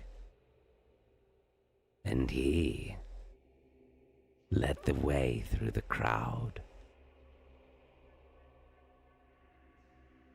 Targadon took a step towards Erebus. I told you to be quiet. He turned from Erebus, and despair filled him as he saw acquiescent looks on his brothers' faces. They had already accepted the idea of throwing Garviel Loken to the wolves. You can't seriously be considering this, Mal, protested Targadon. Ezekiel, Horus, you would betray your sworn mournful brother. He already betrays us by allowing this remembrancer to spread lies, said Aximand. No, I won't do it, swore Targadon. You must, said Aximand. Only if you, Ezekiel, and I swear oaths that it was Loken who orchestrated the massacre will Vivarys accept him as guilty. So, that's what this is all about, is it? Asked Targadon. 2 birds with 1 stone. Make Garviel your scapegoat, and you're free to murder Carcasi. How can you even consider this? The War Master will never agree to this. Bluntly put, Tarek. But you are mistaken if you think the War Master will not agree, said Targost. This was his suggestion. No, cried Targadon. He wouldn't. It can be no other way, Tarek, said Malagurst. The survival of the Legion is at stake. Targadon felt something inside him die at the thought of betraying his friend. His heart broke at making a choice between Loken and the sons of Horus. But no sooner had the thought surfaced than he knew what he had to do. He sheathed his combat knife and said, if betrayal and murder is needed to save the Legion, then perhaps it does not deserve to survive. Garviel Loken is our brother, and you would betray his honor like this. I spit on you for even thinking it. A horrified gasp spread through the chamber, and angry mutterings closed in on Targadon. Think carefully, Tarek, warned Malagurst. You are either with us or against us. Targadon reached into his robes and tossed something silver and gleaming at Malagurst's feet. The lodge medal glinted in the candlelight. Then I am against you, said Targadon.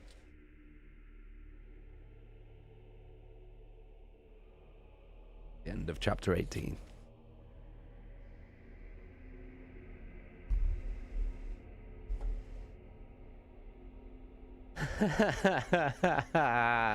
Shit. Shit. Shit, shit, shit, shit, shit. So, there we are.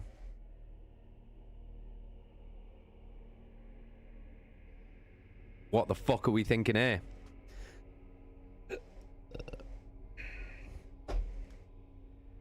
What the fuck are we thinking?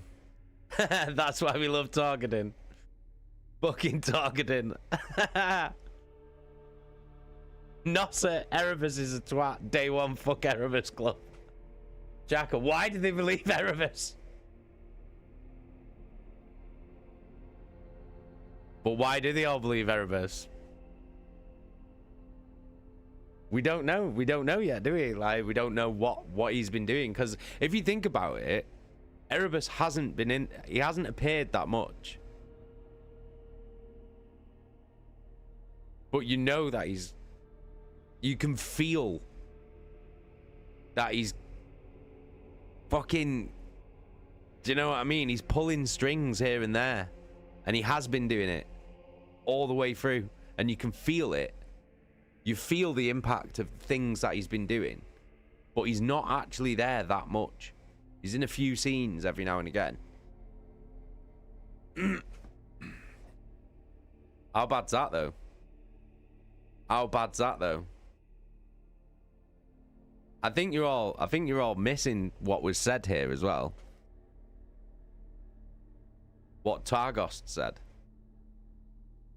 Because Tariq, they said, basically, well, Ignis Carcasi needs to be killed.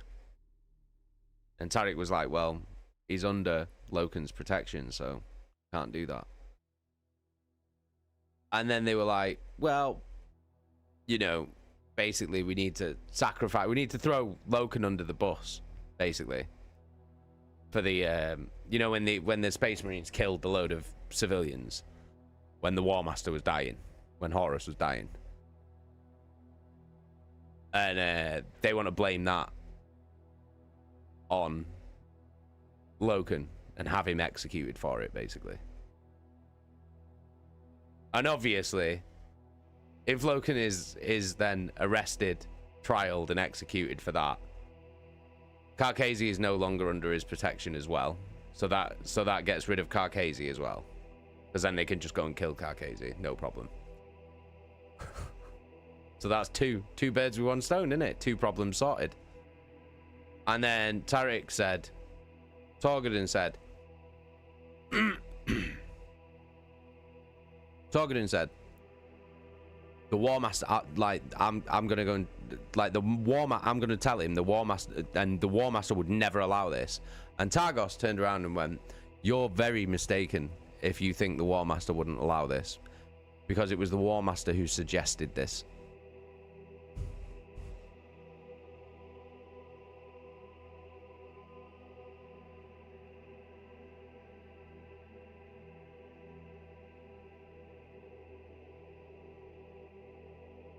The War Master suggested this. The War Master suggested throwing fucking Loken under the bus, having him executed, having him put on trial and executed, because that is what would happen.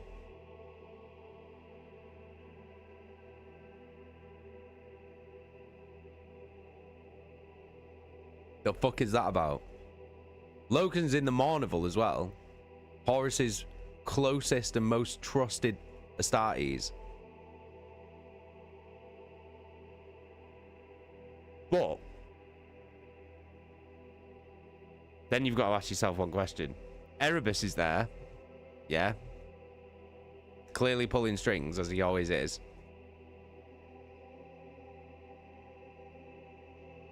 Did the War Master suggest it?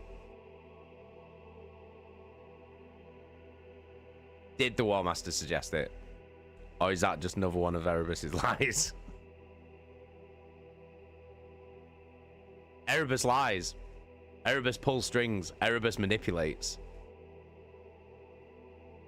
Did Horus give that order?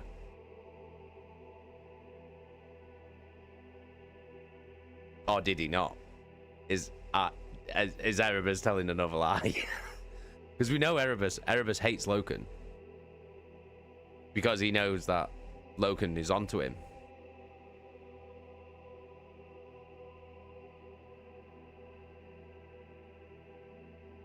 Exactly. But Chaka, but did he? We only have their words. Can be something fucking Erebus is just saying. Yeah, it absolutely could be something that Erebus is just saying. Erebus is a proven liar. We know that Erebus lies. We know that Erebus manipulates as well. Because we've seen him do it. We've seen him do it multiple times. So is that even true? Did Horus suggest that? Did Horus give that order?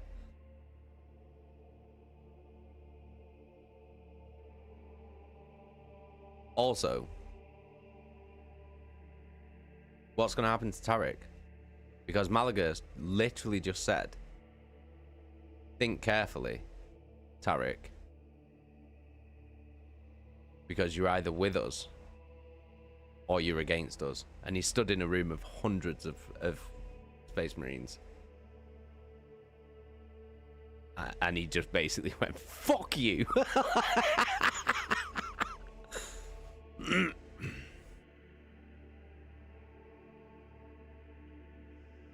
Do you think they're gonna let him walk out of there? To go and warn Loken.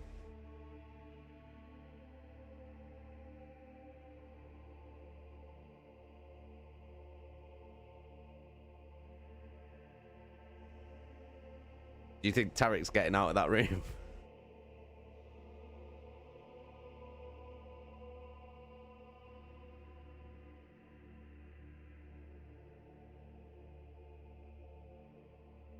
Tariq's hard. Don't get me wrong. But fucking Abaddon's in there for a start. Just alone, Abaddon's in there. As well as Aximand. And fucking Erebus. And hundreds of other Astartes.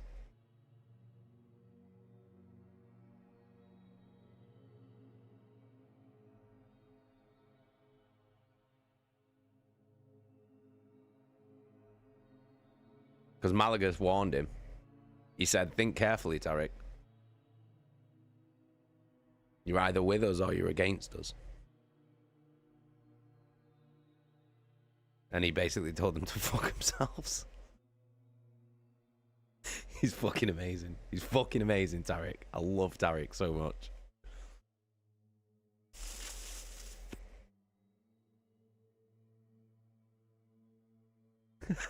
Owen. Fuck Horus. Ratty cunt. Honestly, man.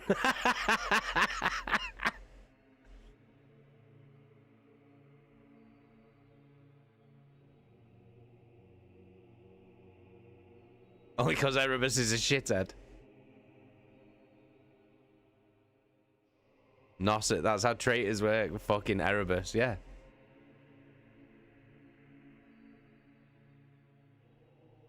Fucking Erebus, dude.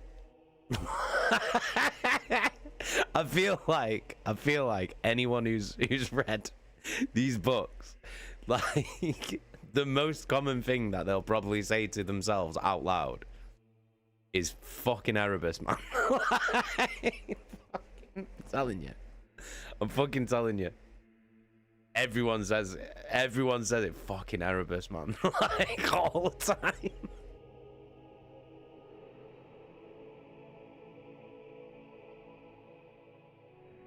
He is the worst. He is the worst, Snow. He is the worst. He's the fucking worst. Jacka, I don't think Horus knows this. They're doing this and getting rid of those that are not with him. Very, very possible. Very, very possible.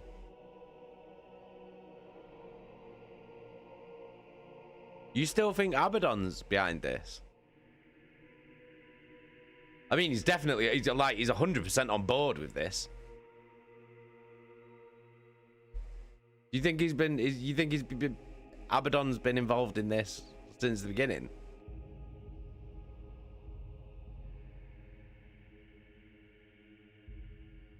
Oh yeah.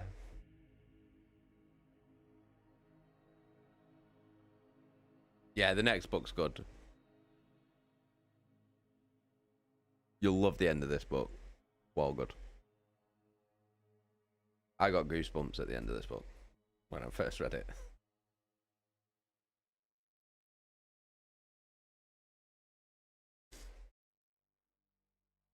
Owen says Abaddon's just a sheep. He's 100% just a sheep. Nosset thinks he's been a background accomplice for sure. Really?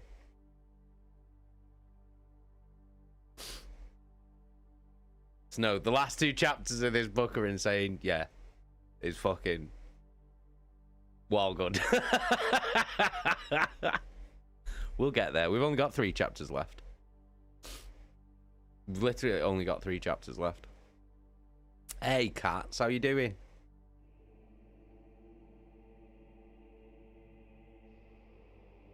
Jacket, I think Erebus is the doer and Abaddon's the thinker. You think Abaddon's a thinker?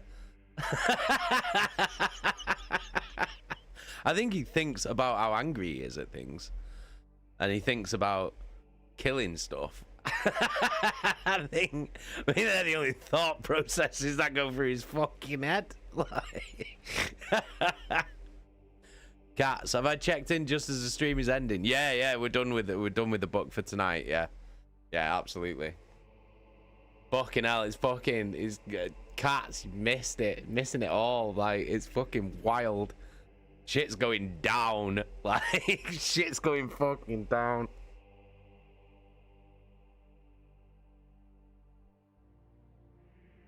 Shit is absolutely hitting the fan. Poor old Tarek and Targadon. Looks like they're on the fucking own at this point. Take your hat off, boy. That's a $1 bill. Oh, God. Oh, that feels better, actually. Just for a bit. Fucking hell. Owen is an emotional, irrational, impulsive loose cannon who is the most easily deceived character in the book, as you can just appeal to his outrage and he'll believe it 100%. Yeah. Yeah.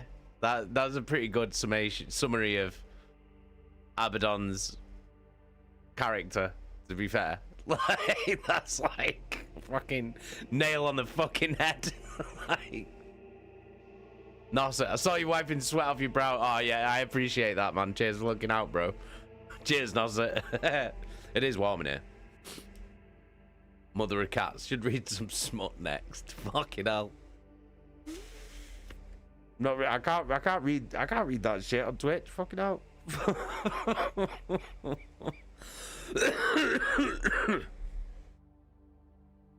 Just go online, Cats. I'm sure you'll be able to find some smutty fucking Warhammer 40k fan fiction. There's plenty of it around, I'm sure of it. King Snow Instaban, yeah, I know.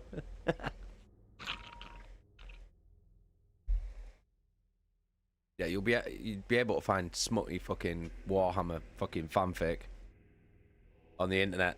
They do that shit. Fucking, who is it? They do it about oh, what's the fucking famous one? The meme one that fucking everyone's always fucking going on about. Oh, it's one of the Primarchs. It's Robute Gilliman, the Primarch of the Ultramarines, and some Eldar bird, some space elf bird, and they're always like fucking shipping them as a couple. It's well weird. It's fucking well weird.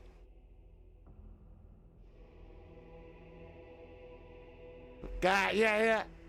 I told you, it's like some weird like internet fucking thing, isn't it?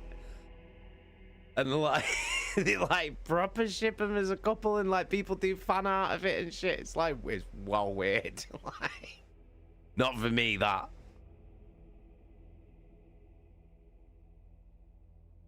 Starting to die on its arse, that one. Robute. Oh, it's spelt like this. Hang on. He's one of the Primarchs. He's one of Horus's brother. Robute. There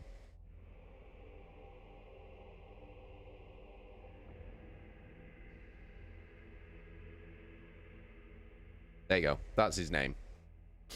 He's the Primarch of the Ultramarines of these geezers. He's the Primarch of these. Yeah. Robute Gilliman. People do fucking fan art of him, like, in some weird couple with a space elf woman. Raw booty. Robert. Robert Gilliman.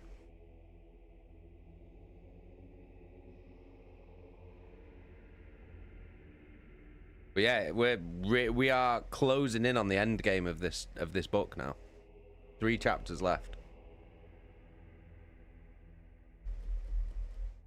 I can't fucking wait. I can't wait to get to the last couple of chapters of this. Seriously, I can't fucking wait. I cannot wait. And then I'll have to order the next book, because I don't actually own the next book. So I'll have to order that.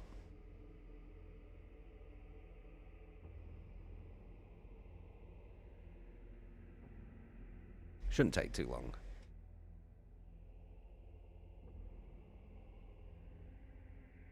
What's it called? Is it...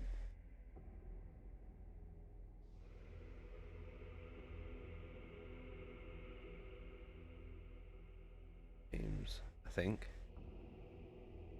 Yeah, it is. Oh, yes.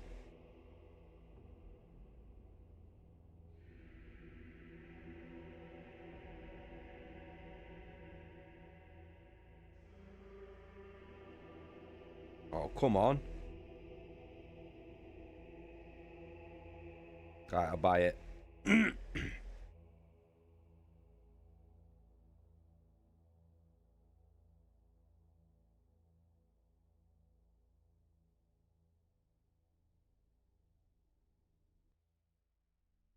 Bosh. Right, I've ordered it. I've ordered it.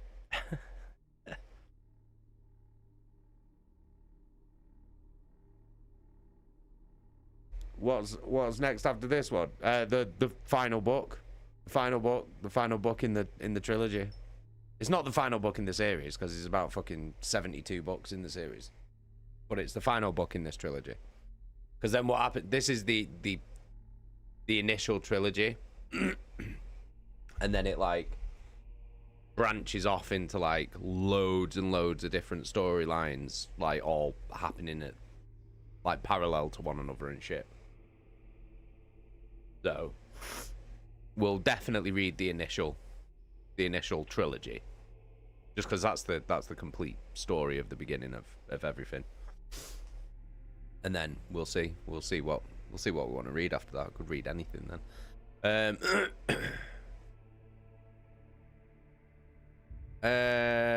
Mother of Cats. Also, will you be making a Silent Hill song? Probably, yeah. Just wait for a few more streams. Just let a couple more. Oh, excuse me. A couple more funny shit to happen, and then I'll write a song about it. I'll write some lyrics about it and make a song. The writing the lyrics bit's easy. And then the difficult part is editing a video for it. Because you have to edit a video for it. Like, do you know what I mean? Intro video, innit?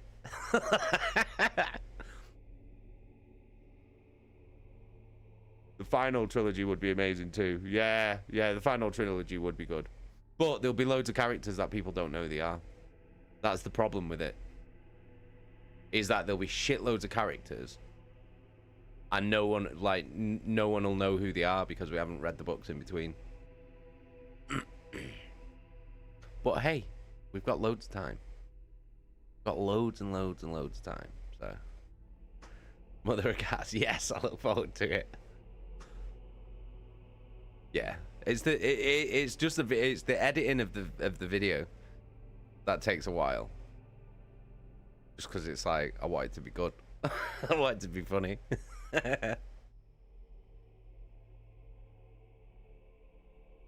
know what I mean? It's gotta be funny. So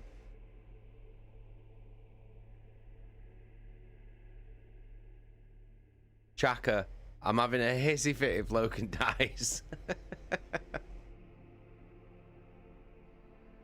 King Snow, if there's no mention of toilets, I'll start a riot. I'll think of something witty, don't you worry. I'll think of something witty. I'm good at lyrics.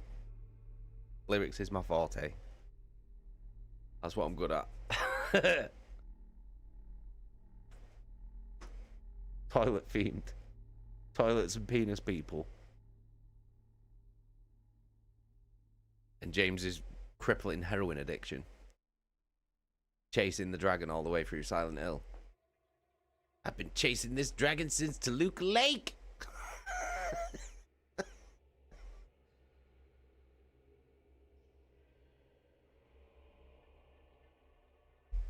Good hell. Right, guys, it's 20 to 11. So I am gonna hit the hay because I've got to get up with Loki again in the morning. Scarlett's still not going in school because she's still poorly, so gotta get up with Lokes and take him to school in the morning. I don't know why I'm doing my fucking Tarek Targeton voice. Got to take Loki to school in the morning. Come on now, Loki. Let's get you to school. Oh, Tarek Targeton, what a fucking legend. What a legend he is. Let's dedicate this stream to fucking Tarek Targeton for being the only fucking real one. The realest motherfucker in the room. In a room full of 100 Space Marines, he was the one who fucking went, fuck you. What a fucking G. What an absolute fucking G. Mother of cats, man. I just noticed how naked your left arm looks compared to the right when you stretch that. Yeah. I've got a full sleeve on this one. And then I've got that done on that one. And like my wrist and hand done. I need to get the rest of it filled in, but you know. It's expensive. But you know. You guys woken up by a goblin? No, it's Tarek, innit? Nosset. Hi, Jay. It's Fake Bark. Hi, guys, and bye. Hey, Fake Bark. How you doing? You alright?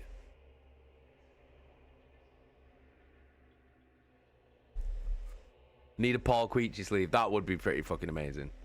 That would be pretty fucking amazing. That would be quite funny. That would be pretty sick. Fucking hell. Right, guys. I'm gonna bounce. I will see you all tomorrow for more Silent Hill. Silent Queech. We got more Silent Queech. That'll be at 6:30. Well, between 6:30 and 7. Depends what time Slam Queen gets home from work. But it'll always be between 6:30 and 7. Hey, Martin. Good night, Martin. Big love. Good night, Terror Trooper. Good night, Chaka. Good night, everyone. Good night, Snow. Good night, Nosset. Good night, Cats.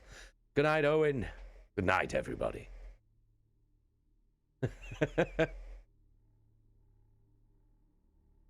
Chaka. Oh, I forgot Loki knows targeting. Yeah, he does. I read these books to him. I've read both of these books to him. To Scarlet and Loki. I used to read it to him in bed. I used to do all the voices and everything. Oh. Tarek Targeton. Right. I'm gonna fucking bounce. I'm gonna go because I'm waffling again. Right. Fucking. I will see you all tomorrow at fucking. What time? 6:30, 7 o'clock for Silent Hill 2. I'll speak to you all in the Discord. Peace and fucking love. Good night. Mwah. Have a great night. See you later.